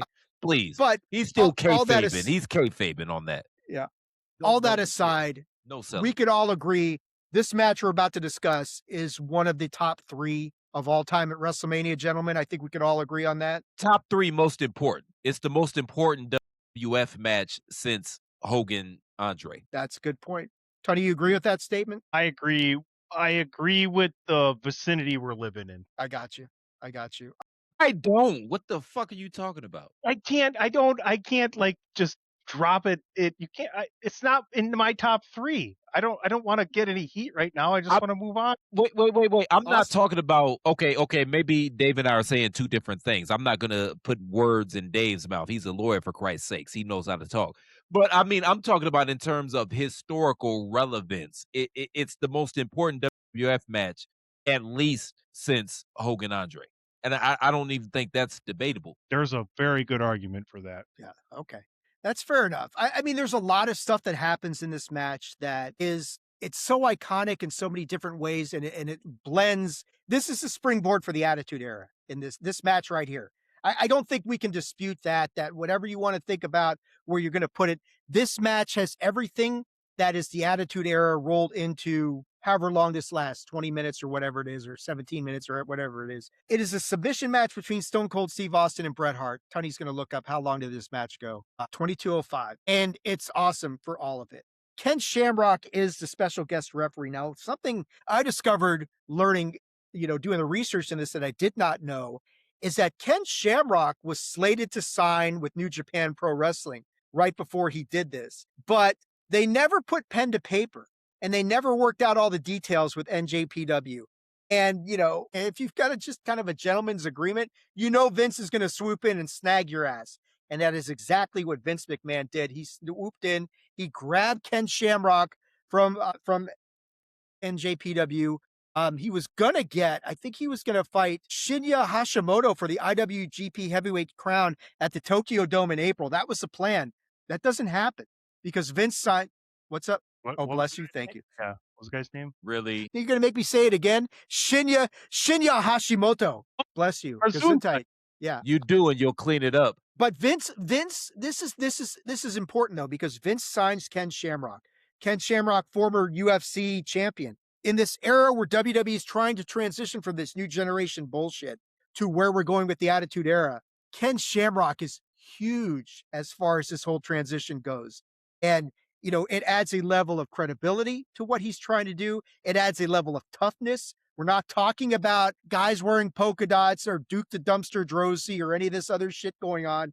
Now we've got a real, legitimate, tough guy. Before Brock Lesnar ever shows up, it is Ken Shamrock. And yeah, like Mike's saying, a lot of hype on Shamrock back in the late 90s for all of us. A true fighter coming in, good addition. I would only disagree with Mike in one respect. It's a great addition. And that's all I would say. At this point in time, adding Shamrock to the mix is a great addition. And it just adds so many different elements to what is already going to be one of the most iconic matches of all time. I don't think, that can be disputed. Now, this ends up being Bret Hart's last WrestleMania match, except for the brawl with Vince. If you want to count that as a match, Tony, is that a match? I guess that counts as a match, right? Don't ask him, Dave. You know better. You know better. It wasn't a Living the great gimmick. match, but it was a match nonetheless. Don't ask him things like that. I am Yeah, having so much fun right now, by the way. This is Bret Hart's. This is the part that's interesting. This is Bret Hart's 12th consecutive WrestleMania match. So he's going to hold that record until Taker's going to beat it later on down the line as we're going through the streak and all that sort of stuff. But this is his 12th WrestleMania match in a row. It's like, okay, I'm thinking about it. He was not on the card at WrestleMania 1, but 2, 3, 4, Yeah, he was 5. there too. Yeah, he's there from 2 through 12, 2 through 13. That's impressive. This will end up being Bret's last match, though, until, whatever happens with Vince McMahon, that sort of thing. Consider a match or don't. It's up to you, your discretion. But man, let's talk about the match. I mean, and it's a match that we've all seen so many times, and it's just iconic for so many different reasons. I don't even think I need to read my notes on this, but I'm going to anyway, just to make sure I didn't forget anything. Laughing so at many you, things man, going on. because you threw your glasses on, and I swear to God, man, I probably need glasses too, but I'm trying to hold on before I go to the eye doctor and they tell me I need I hear you. glasses. No, these are just reading glasses, Chris. This is just I bought these at the store. They just help me read stupid things better, like my own writing. I know it's coming because I get shit and then I gotta put it in the light and then I still do this. So I know it's coming, you know? Yeah. The match itself, it's an absolute war. And it's ends up being a bloodbath. And it's notorious for the most well-recognized and the best double turn of all time. And I say that with a caveat because it's not like when you watch the reactions of the guys coming in this match, right? It is not like Austin goes in there with no support. He's got a shit ton of support. So the turn was already happening. All they needed was to nudge Bret a little bit. People were already starting to turn against Bret. They're already starting to turn against Austin. This is just like, all right, we're going to take this from kind of creeping along and turbocharge this bitch. And that's what happens at the end of the match with the double turn. Now, it's interesting that, remember earlier we talked about the whole thing with Brock and Obafemi and whether they're going to lead off the free part of SummerSlam and do it on ESPN. And Chris, you raised a really good point. Will they let them get color in that sort of match because it's on the free thing? And this ties another tie into WrestleMania 13 is that, Vince had this very strict rule, no blading at WrestleMania during this time frame. Austin and Bret had already decided they were going to do this. So again, you've got two guys with a stature high enough that they're like, the old man doesn't know what the fuck he's talking about. This match needs color. But Austin got a little trepidatious about it near the end, like even like right before the spot where he gets thrown into the guardrail. And what I didn't realize is that it's Bret who blades Austin. It's not Austin who blades himself. Bret's actually the one who does it to him, which goes to show, oh my God, how much trust did Stone Cold Steve Austin have with Bret Hart to sit there and say, yeah, brother, you go ahead and do the job on me. I trust you implicitly, completely. Now, if Austin doesn't get color in this match, this does not have the same impact. I think we can all agree on that, because what makes this match as iconic as it is Austin locked in the sharpshooter, that blood running down his face, including like that drop of blood coming off one of his teeth at one point, that iconic visage of him that was on the back of t-shirts everywhere with the whole Austin 316 thing, him just not giving up, not submitting, Bret not letting the hold go. And this is like one of the first examples I could recall, guys, of a match of this magnitude, of a submission match like this, ending not because the guy quits or taps out, but because he can't respond. And this will become a much more prevalent theme going forward. And it's kind of like the ultimate rite of passage in these submission matches, or any sort of match where there's a submission. It's not necessarily the tap out, it's where somebody passes out, can't respond. That's what happens here. Austin loses. Bret wins this thing, of course, by submission, because Austin can't respond. Then you get the whole thing where he won't let the hold go. He attacks Austin even more. Shamrock's got to get involved in this whole thing. And he's like challenging Bret to fight. And Bret's like, no, I'm going to think twice about this thing. He leaves their crescendo of boos. Austin leaves with all even more support in this whole thing. It is the best double turn of all time. But what I'm saying is it didn't need much of a nudge to really get us to where we needed to go. But from this moment forward, Austin is going to skyrocket in popularity. 316 shirts are going to sell out everywhere.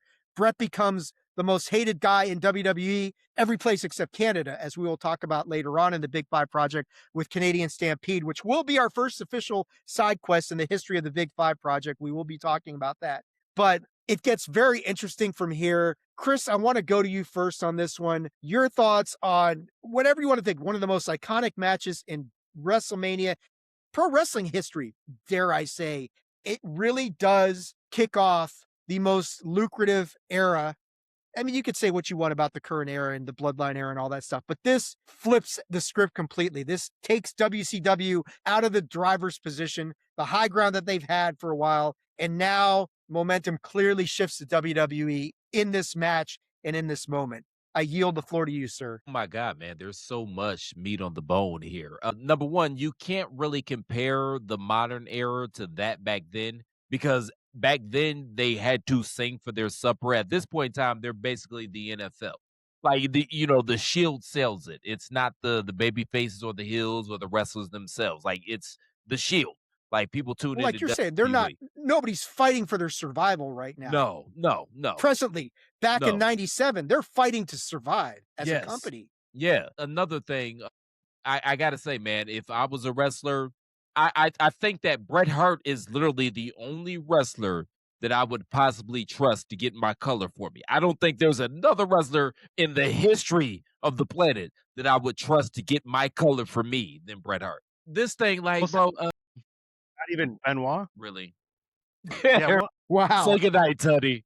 Say goodnight, Tony. But this match, night, like, Tony. okay, so I'm of the belief that other than hip hop and jazz, I feel like professional wrestling is the greatest American art form that we've ever come up with.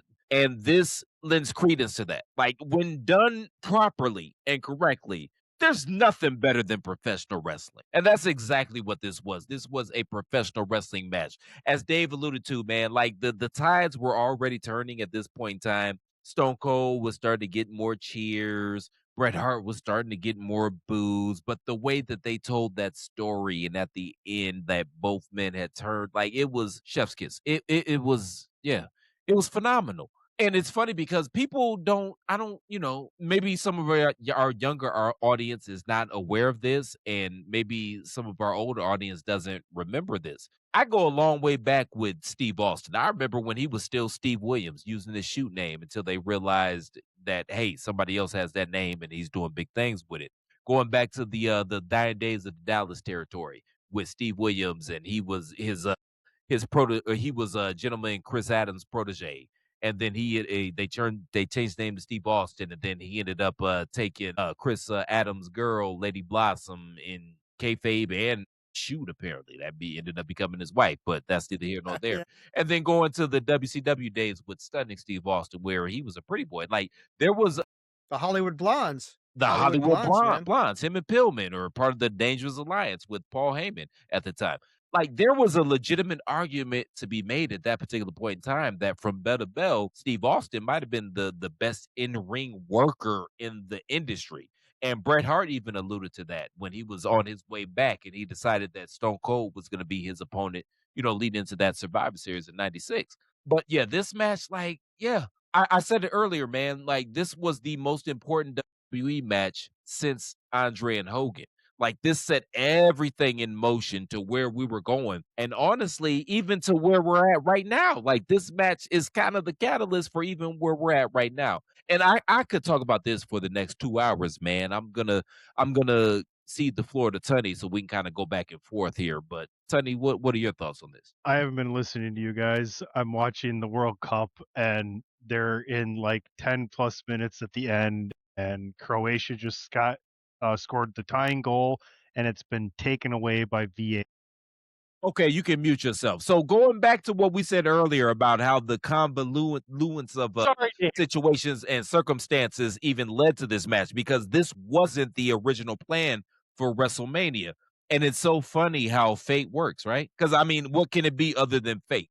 Like this just was what was supposed to happen, and this catapulted us into the Attitude Era and WWE or WF at the time taking over the entire industry. But this match was the catalyst to all of that. Tunney, are you still stunned, or can you comment on one of the greatest matches of all time? It is one of the greatest matches of all time. It's not even On the close. show where we're talking about one of the greatest matches of all time, BT Dub, while you're watching the World Cup. I just had to bring that up.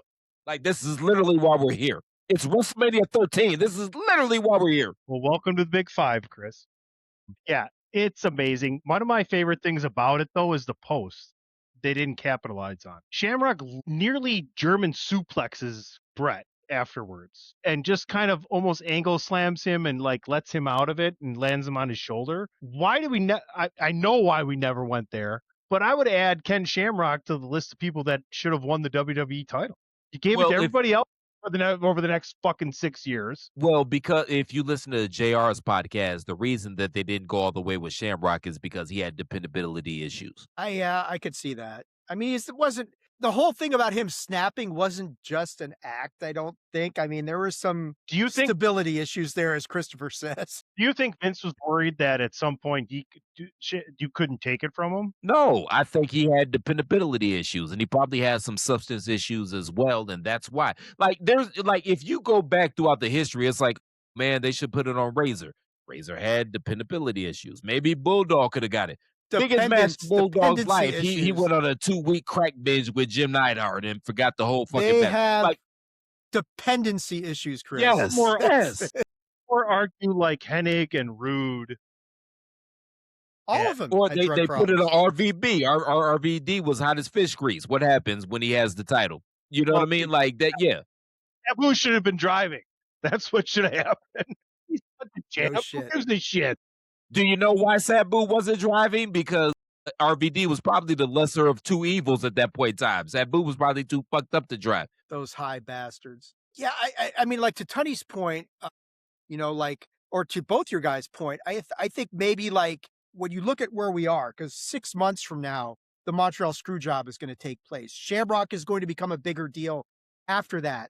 And maybe like you guys are saying, like with everything that Vince went through to get the belt away from Bret, which included screwing him over and getting punched in the face, maybe he was like, I don't need to repeat that with Ken Shamrock because that's not going to go so well for me because he may not stop at just punching me in the face. He may rip my head off, that sort of thing. Shane wasn't quite there yet to be a guest referee. Yeah, that's true. That's true. He was an actual ref back then, actually, I think. I think Shane was working as a ref. He did some ref work, and then I think he did some work on like Heat or something like that as an announcer, just working his way through the company. But Dave, I apologize, man. Please continue. Mike, no, I was pretty much done. Go ahead. What'd you say, Tunney? I said, Mike, I drink a lot, but I know my shit. Yeah.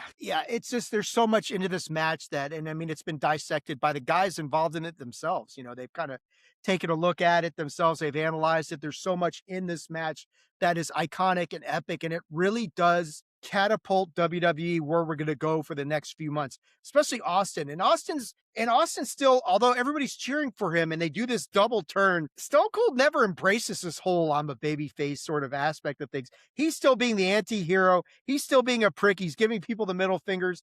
He's never, and he never does actually become anything close to like a white meat babyface. He's just always this gray area babyface sort of thing. But that's why it worked. That's why it didn't work with Nash, because they tried to turn him into that white meat baby face. It's why it didn't initially work with Roman, because he was the cool heel that was beating everybody's ass, and they tried to turn him into the white meat baby face. It's also why it didn't work with Sheamus, because they tried to turn him into Cena Light. Like that's why it worked. But the difference between those people and examples, and I'm gonna try and connect some dots here, is JR is in here as well. We don't hear a lot about what Steve got from JR back then, but I firmly believe JR's there, Steve's there, they're That's a good friends, point. they came That's from a the good same point. place. He's like, and I don't think Steve ever wanted to do that either. You know what I mean? So I think it's just a perfect scenario for the greatest professional wrestler of all time. Yeah, I mean, again, man, if you look back before his knees gave out on him and before he got his neck broke, I said it earlier. You could make a legitimate argument that Stone Cold Steve Austin, or excuse me, Stunning Steve Austin, was the best in ring performer in the business, and it was. But like you said, it was like you said, Tony. It literally it was a perfect storm of everything. WCW got rid of him. He was pissed off about that. When the Hogan thing came in, there was really no room for him there. His hair started balding a little bit. I missed his ECW run where he kind of cultivated the Stone Cold persona. Well, I missed that. but he was hurt for most of that. So, I mean, he No, wasn't really wrestling. found He was that injured. attitude But with he was cutting those promos though as Yes, his hair started exactly. to bald, right? And then Exactly. he shaves it off. They bring him into WWE. At the time, he's just considered a good hand, which is what I thought. Like, you know, going back watching those WCW pay-per-views, whatever Stunning Steve Austin had a match, I was excited because I knew it was going to be a good match, right? But then he cuts his hair off.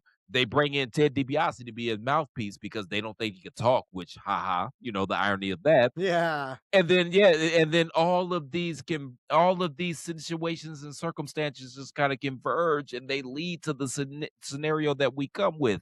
If the curtain call doesn't happen, Hunter Helmsley wins the King of Ring that year.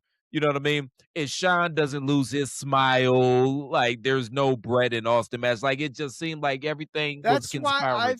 No, go I've ahead. often said that's why I've often said as we've done the Big Five project, Vince McMahon was the luckiest motherfucker in the history of the Yes. world because things just worked out for him Yes. and they could have but I know Tunney's like, he's right though. But I mean, if Hunter doesn't screw up and do the curtain call, what happens at King of the Ring 96? You don't get Austin 316.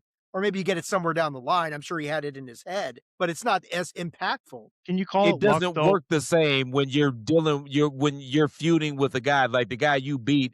Is his whole gimmick is, hey man, I got sober and it's because of Jesus. Like it doesn't, Austin 316 doesn't hit the same. You know what I mean? If you beat Ahmed Johnson or whomever or Aldo Montoya, like Austin 316 doesn't hit the same. As long as somebody's drinking Mad Dog 2020 and fucking Austin can rip into them, that's what matters. Give Vince two things. He bet on Hogan. Yes. And he bet on Austin in the fact he doubled down on Austin. Himself a character because of Steve Austin. No. He became a character. No. Just real quick. He became a character because of the Montreal screw job. Because he thought when he cut that promo, he thought he was going to be a babyface after he cut that promo on Raw. Believe in the fucking Montreal screw job at all. I think it's all fucking fake. I think these guys have fucking held the greatest storyline of all time together. This was going to happen. It was a way to move Steve up and get rid of Bret. We're about to talk about the dumbest pay-per-view in the history of professional wrestling. Why do you give Bret Hart fucking the title at SummerSlam if you're going through all these problems? Now, am I selling right now or am I telling my absolute truth? You figure it out. But at the same time, the greatest heel of professional wrestling is Vince McMahon because of Steve Austin. He created that character. as great as it was. I know for a fact you don't think the Montreal Screwjob was a work. Dave, can you Yeah. just fucking Dave? Yeah, you know he's working. But there's a lot of people there. There's a lot of people who do. I mean, it's like UFOs. What's a bigger conspiracy? UFOs or that the Montreal Screwjob was a work, you know? I'm trying to sell the show, Dave. We're crying out loud. You're the man. All right. We could stay here all night, but let's move on. I don't want to keep you guys here all night. Let's talk about, if like, trying to continue on from this, we get what we talked about earlier, the Nation of Domination, which is Farouk, Tunney's favorite crush, and Savio Vega, taking on Ahmed Johnson and the Legion of Doom. It's a Chicago street fight match. The Legion of Doom, we talked about monstrous ovations. They get one of the big, CM Punk gets a big ovation in Chicago, but Legion of Doom are like, hey, Phil, hold my beer. Let me show you how it's done here, because they get a massive ovation from the Chicago crowd. And the street fight aspect of this thing is very apropos. It is an all-out brawl, plain and simple, but it's a lot of fun along the way as well. It's just a fun match. The guys beat the holy hell out of each other. People are getting hung in this match, Chris. People are actually getting hung in this match. And in the closing moments, Crush is going to get hit with the Doomsday device, then gets whipped chest first into a 2x4 being held by Ahmed and Hawk. Animal makes the pin. The good guys win a really fun brawl. Post-match, Ahmed is going to hit D'Lo Brown with the Pearl River Plunge, and the two smaller members of the Nation get eviscerated with a double Doomsday device. You cannot make this much more fun than it was in this match. Now, there are a few things to talk about in this match. Ahmed Johnson wanted to fit in with the Legion of Doom, so he comes out with the spiked shoulder pads. Problem is, Ahmed forgot to return those at the end of the night, and this created some legit heat between him and the Legion of Doom later on down the line, who were like, hey, we never said you could have those permanently. And I think after Hawk dies in real life, Ahmed like auctions him off somewhere. We talked about Ahmed Johnson and kind of how some of that stuff was going on, but go ahead, Chris. Okay, so to be fair, and I don't know. I don't know. But to be fair, Animal was griping about that. But according to Ahmed, him and Hawk were cool, and he gifted those shoulder pads to Ahmed. I don't know. Again, take it with a grain of salt. Take it how you will. I don't know. Like, Ahmed has made some very controversial statements, throughout the years, and people have made some controversial statements about him throughout the years as well. So take that as you will. But I felt like that was fair to throw that out there. Number two, David, it's called a Road Warrior pop for a reason. Yeah, with all due respects to Pump, the Road Warrior pop is a thing. And number three, it was so funny to me because, there was a lynching in this match, and you can't say they didn't know what they were doing, because I believe it was Farouk, Ron Simmons, that put the noose around Ahmed's neck, if I'm not mistaken. Is that correct? Farouk was trying to hang Hawk, who was on the floor with a nylon rope. To counter that, Hawk kind of like jerked the rope briskly. Farouk ends up like doing a front flip down onto the ringside floor. So he gets hurt. Farouk gets really hurt in this spot. He had to be hospitalized and had a separated shoulder in this whole thing. So things don't work out so well. Go ahead, Tunney. What's up? No, but this was the half match that I talked about when I said there was 1.5 good matches on here. Like, this was a really fun brawl. We're up to 3. Yeah, because I forgot about the gold. I forgot about the gold dust and Triple H. Yes. This was a fun match. Tunney, go ahead, man. No, I'm good. It was a fun match. It very much so was. The Nation is just building. Like, that's one of the coolest things that is going on here, because the Nation is so important. It's so underrated as a faction, because it's a jumping point for Rock. Like, as we're gonna find out moving forward, it's literally where he builds his chops, right? The eye roll and everything else, and the meme for that, and it's excellent, because Ron Simmons is so underrated, and not just as a wrestler, not just as a character, not just as a performer, but as history. Like, the first Black World Champion ever. That should be celebrated way more than it is. Hey, man, you don't have to tell me. You preaching to the choir, brother. Yeah. Yeah, I agree with you, man. And I think the Nation becomes critically important. And like you're saying, Tunney, especially for Dwayne "The Rock" Johnson, because with all the die Rocky die shit that's about to happen and people turning against him, he needed to become a heel. And this was a convenient catalyst for him. What's easier, Being a face or a heel? being a heel for sure. And that's why we needed Rock to move into that spot so he could learn. Yeah, anybody, they'll all tell you. Anybody who's been in the industry or been in the business for all, they're all to a man say much easier to be a heel. It's a lot easier to get people to hate you than like you, It's probably more fun which as of well. course Well, I there's think more it margin probably for is. error. If you fuck up, well, they laughed at me and they think that I'm stupid. Well, that's great. That's what I want. If you're a Right. face and you fuck up, you're fucked. You're And again, fucked, I know exactly. he's been, maligned and some of that is well deserved because of his own words and stuff like that. But at this particular point in time, Ahmed Johnson was hot as fish grease. I kind of feel like he got swept up, kind of like Vader, like you alluded to earlier, Tony. He got swept up in the Attitude Era because there wasn't really a place for him. But at this particular point in time, I thought it was building towards Ahmed being the first black, be world champion, and I can't be alone in that sentiment. I know, it's No, easy again yeah. now to make fun of him, but at that particular point in time, I thought that's where we were headed. And I think you raised a good point, Chris. He was definitely a new generation molded guy who never found a footing in the Attitude Era, and he should have. There was no reason why he shouldn't have. Like everybody got gimmick changes and they all slotted in somewhere, but they never did that with Ahmed Johnson, and maybe they should have because he could have been something in the Attitude Era. But he needed a gimmick change. No more tie off the massive biceps. You're not the Ultimate Warrior. We don't need the Warrior anymore. That sort of thing. But that's right. Load the ship up with the rocket fuel. But to You know be what? fair, a lot of that was on him as well. Like he didn't do himself It, any favors in that era well, he either. did I'm not just endear saying. himself. He did. No, you're right. He did not endear himself to the locker room. And unless you were part of the clique, that wasn't going to work out so well. And it didn't work out well for him. So, all right, man, let's get to the main event. But before we get there, like you guys were noting earlier, Shawn Michaels comes out to a raucous reaction to join the broadcast team for the main event. So Shawn comes out, people lose their goddamn mind in Chicago. So Shawn may have lost his smile, but he has not lost the support of the WWE universe at this point in time, right, guys? I mean, am I right? I'm right. Or his paycheck. Yeah. Meanwhile, Sid contends that he is not scared of the darkness or the Undertaker. Yeah, we'll see about that. Interesting thing about Psycho Sid. He only worked 2 WrestleMania matches, guys. I mean, other than maybe the gimmick battle royal. Was he in the gimmick battle royal? I don't remember. But Sid only, I don't, so Sid only works. Did he What's up, break Tony? his leg before or after that? I don't know. That But was before. That happened in yeah, WCW in I think 99 when he broke his leg. It might have yeah. been So 2000, but I think it was 99. So Sid only works 2 matches ever at WrestleMania, and both of them are the main event.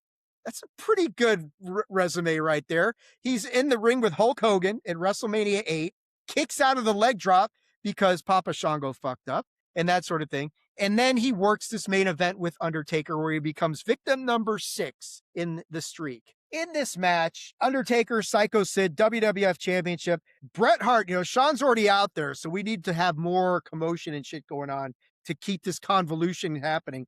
Bret Hart comes to the ring before the match starts. He's going to talk shit to Shawn Michaels, Undertaker, and Sid. Basically, I'll kick all your asses. It's like, all right, Bret, whatever he's totally steering into what's happened earlier in the night with the double turn. Bret coming out for his trouble. Bret gets power bombed by Sid. So it's like, all right, get the fuck out of here. You're going to kick all of our asses. Let me get you out of here. So after that happens, the match begins, and it's an okay match. It's kind of slow in a lot of places, and it's plodding, and there's not much sizzle to the steak, as Christopher Platt might say, but he's here, so he'll say it for you later on as well. So for a match with this potential, it's just a little bit too slow. That's my opinion on this thing. Sid is going to reverse a tombstone attempt, hits Undertaker with a tombstone of his own. That was a kind of a cool spot. Undertaker kicks out. Later in the match, though, Bret Hart comes out, and he's who makes a difference in this whole thing. He whacks Sid in the back with a chair. Several minutes later, Sid sets up Undertaker for a power bomb. Bret comes back to the ring. Sid goes to grab Bret, but Bret is going to slingshot Sid's neck off the top rope. Sid rebounds off the ropes right into a tombstone. Undertaker is the new WWF champion, and he goes to 6-0 at WrestleMania. It's an okay match. I mean, there's a lot more, watching this card back, there's a lot more outside interference in this match than I realized. And it's really Bret Hart who turns the match. there's so many places where Bret gets involved that you're like, well, if he hadn't been involved, it could have gone this way, could have gone that way. But it all makes sense in the end as to how this goes down. In the end, it's Bret who whips Sid's neck off the top rope. Undertaker's all too happy to tombstone Sid's ass and take the WWF Championship. It's an okay match, a little anticlimactic sort of ending for WrestleMania 13, but not bad. Tunney, I'll go to you first. You're a big Sid fan. You've always been a big Sid fan. Your thoughts on this whole thing? We both love softball. Chris has named me the Sid Vicious of the chair shot. Have you ever been to Wichita, like Mike's saying? I've been to Wichita. I've won softball tournaments in Wichita. There you go. There's two things that really stand out to me in this match. One, Sid nearly Austin Taker with his tombstone. If you watch it back, Taker's head bounces off the mat. And two, Vince is clearly letting Shawn on commentary troll the fuck out of Bret Hart. Gives So don't credence tell to me the rumors, does it not?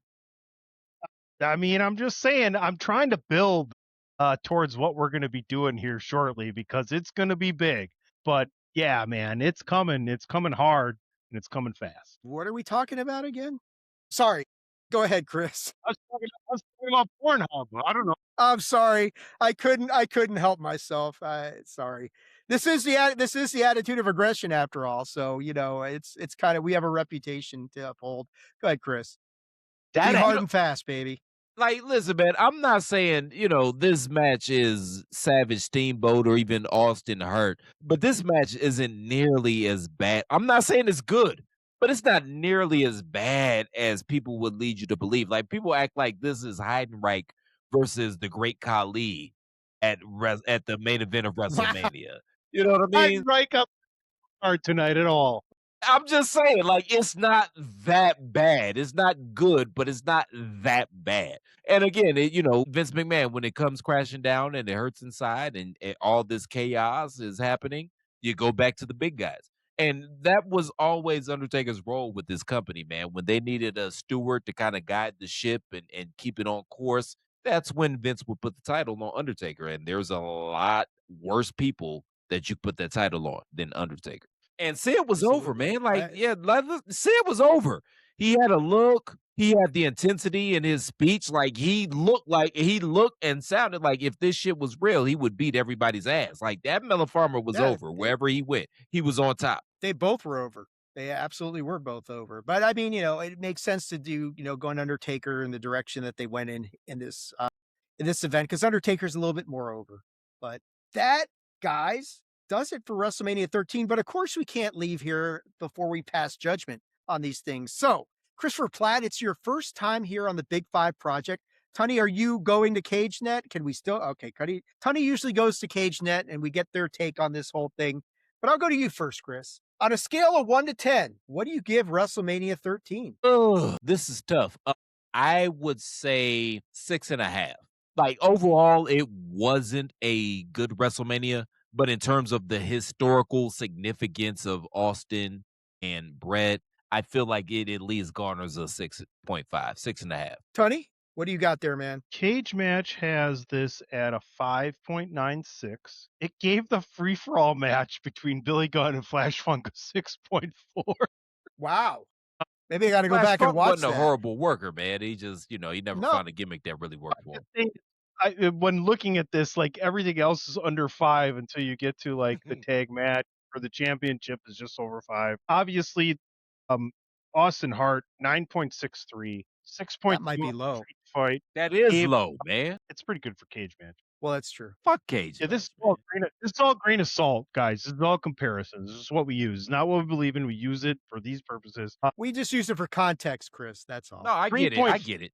But my fuck Cage Max stance. 3.58 on the main. I give this card a 6.5. I think there's some good stuff here, and when you just know that one of the unarguably you can say one of the 10 greatest WrestleMania matches of all time happens on this card. You can't go easy lower. Top 5. Yeah, top 5 easy. Inarguably top 10. 10 great is 3 most important, I believe. It's at least I'll go 6.75. So I'm going to come in just a little bit higher than Tunney. I'm going to give this a 7 out of 10.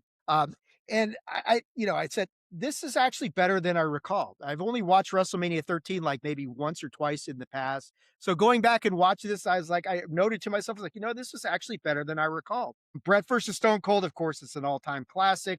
The street fight was a lot of fun. I think that one, I forgot how much fun that one was.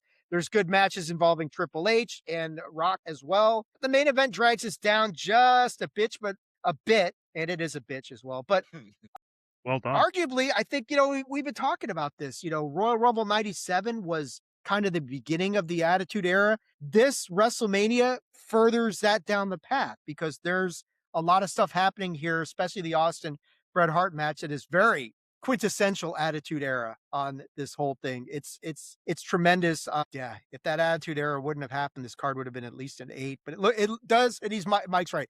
It looks bad compared to what happened afterwards. Some aspects of it do. Yeah, absolutely. I think Mike's right. There are some aspects because there's still some of that hokiness, like the tag match we talked about with the double count out, which was nonsensical.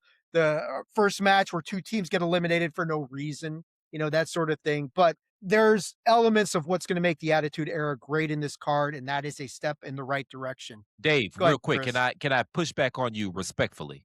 I Sure. feel like the impotence of the Attitude Era. Well, nobody. That's why nobody asked you, Tony. So I feel respectfully. I feel like the impotence of the Attitude Era was Pillman 9 millimeter. True. Yeah, Right.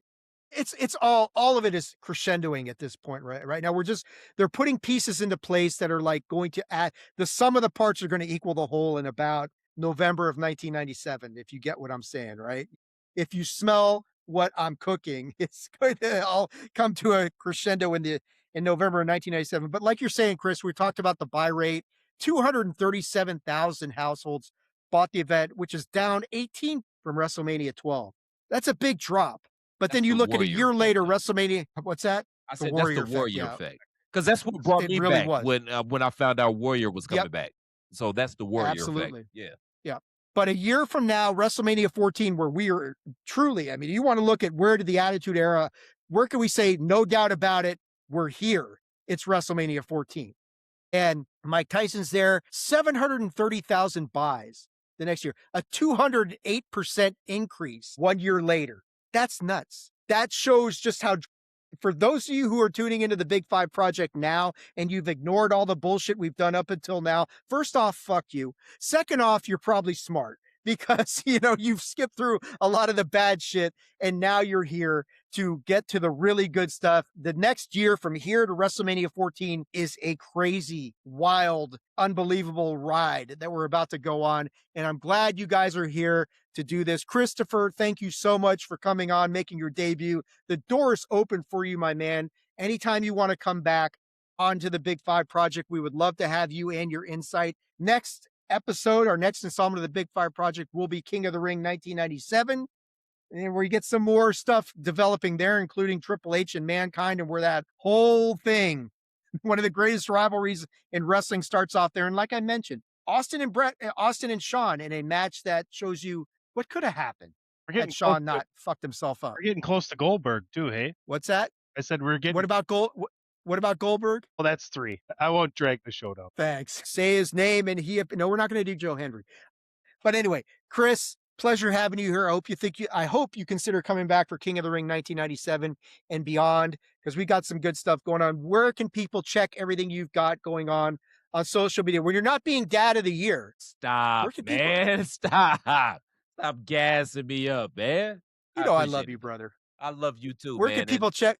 Where can people check you out, brother? Well, first and foremost, thanks for having me on, man. This has been a honor, privilege, and pleasure, man. So thank you. I sincerely, I really appreciate it.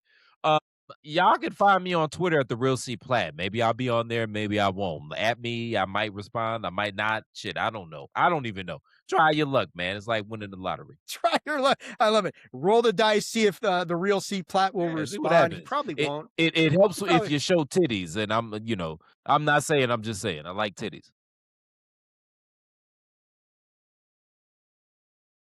Tunney, where can people check you out if they want to send dick pics your way? I'm sorry, no, was that out loud? Where can people check you out on social You media, can send Tunney? those dick pics to It's Me DPP. Pop. Yes, there you go. Yes, man. It's great to have you hang out again, man. You need to come do this again when you can.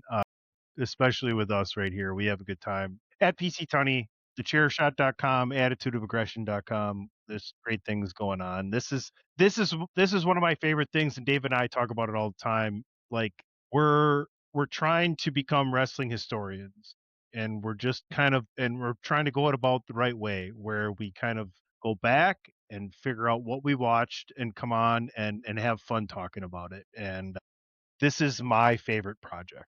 So thanks, Dave. Yeah, you're more than welcome. I know, like when this thing first started, it was like, let's see how this works, and it has morphed into, like you're saying, we have come and become wrestling historians, and we've gone through a lot of the bad stuff, a lot of the questionable decisions that were made, and we are about there right now to the apex of everything good that happened in pro wrestling for a good 3 to 5 years of wrestling history here. As for me, you can go and check out, please, the website attitudeofaggression.com.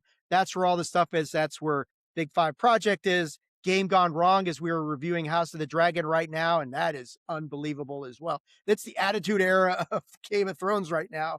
Chris, And Unidentified History. What's that? Chris, have you watched any Game of Thrones stuff or no? No, man, that's not my jam. But Right, go check out go check out Widow's Bay though on Apple TV. I just That's a tried good one that. too. And Game of X-Men Thrones. That's a good one, too. 97 just came back as well. We Yeah. watched Bash and I watched those first 3 episodes yesterday. So Well, then listen to Bandwagon Nerds on Sunday. We'll be reviewing. On Sunday. okay, cool. Yep.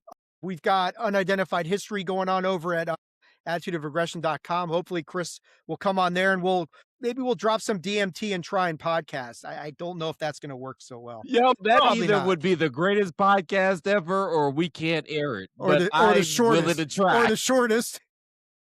2 guys looking at the screen for 5 minutes. No. Hey, Chris has watched the first 3 episodes of X-Men 97, Chris? Yes, yeah. Bash and I watched them yesterday. Why don't you come on Bandwagon Nerds Sunday? I might, man. I don't want to commit because it's early where I'm at, so I don't want to commit. I don't know what my Saturday is looking like yet. But He I knows might. that O'Dowd guy. Throw me the that link, O'Dowd and guy I will be might. there. Throw me the link, and I might. Sunday, 2 p.m. Eastern. Yeah, that's like 11 my time, man. That's why I said throw me the link, and I might. Yeah. Also, of course, check out the Attitude of Aggression's YouTube channel where this is streaming. Attitude of Aggression on YouTube. There's allegedly a link in there and that sort of thing. But that's going to do it, guys, for this episode of the Big Five Project and the Attitude of Aggression Wrestling Podcast. Brilliant episode. Beautiful stuff, guys. We will catch you soon for King of the Ring 1997. Until then, wrestling fans and aggressionaholics, like we always say here, stay aggressive, do it with attitude. We'll catch you soon for King of the Ring 1997. Everybody have a great 4th of July weekend. So long. Superhighway, coast to coast. Austin's gonna try to choke Bret Hart out, and that could be the submission. Again, technically, that would be legal. Bret Hart just rang Austin's bell. Oh, what a war! Stone Cold Steve Austin. Oh, well, here we go. Bret stepping through.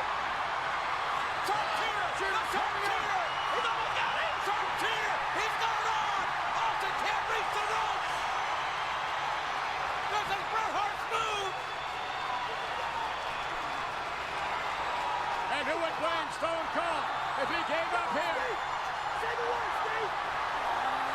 Come on. Say the word, give up. The blood pouring from the forehead of Stone Cold Steve Austin. He continues to resist the pressure. Continues to resist the pain. These people are standing. Can you imagine the pain that's rushing through Austin's body? See the blood squirting from his temple. Steve, answer me. Austin's losing blood. Austin may be losing consciousness. Austin trying to get one more rush of adrenaline. Austin trying to come out of that. It's not a pretty sight. Stone Cold Steve Austin. Impossible. He's doing the impossible. Done this. Nobody's ever broken. He did it. Austin broke the sharpshooter. Or did he? No, Bret Hart still has it on. I thought for sure he broke it. No. Austin trying to reach that rope. Reaching for the rope. Austin will not surrender. He will not submit. Bret Hart has beaten every superstar. Do you give up with this move? How in the hell Austin has not given up? I can't understand. If you do not understand, we'll stop the fight. Ken Shamrock stopping it right now. That's it. Stone Cold Steve Austin. Austin has it out. Austin is unconscious. Austin never gave up. Austin never gave up. But he passed out with a pain. Austin is out. And Bret, the Hitman Hart, has defeated one of the gutsiest individuals ever in the World Wrestling Federation. I can tell you, I've never seen a display of intestinal fortitude like we saw with Stone Cold Steve Austin, who is still unconscious and quite frankly needs medical attention right now.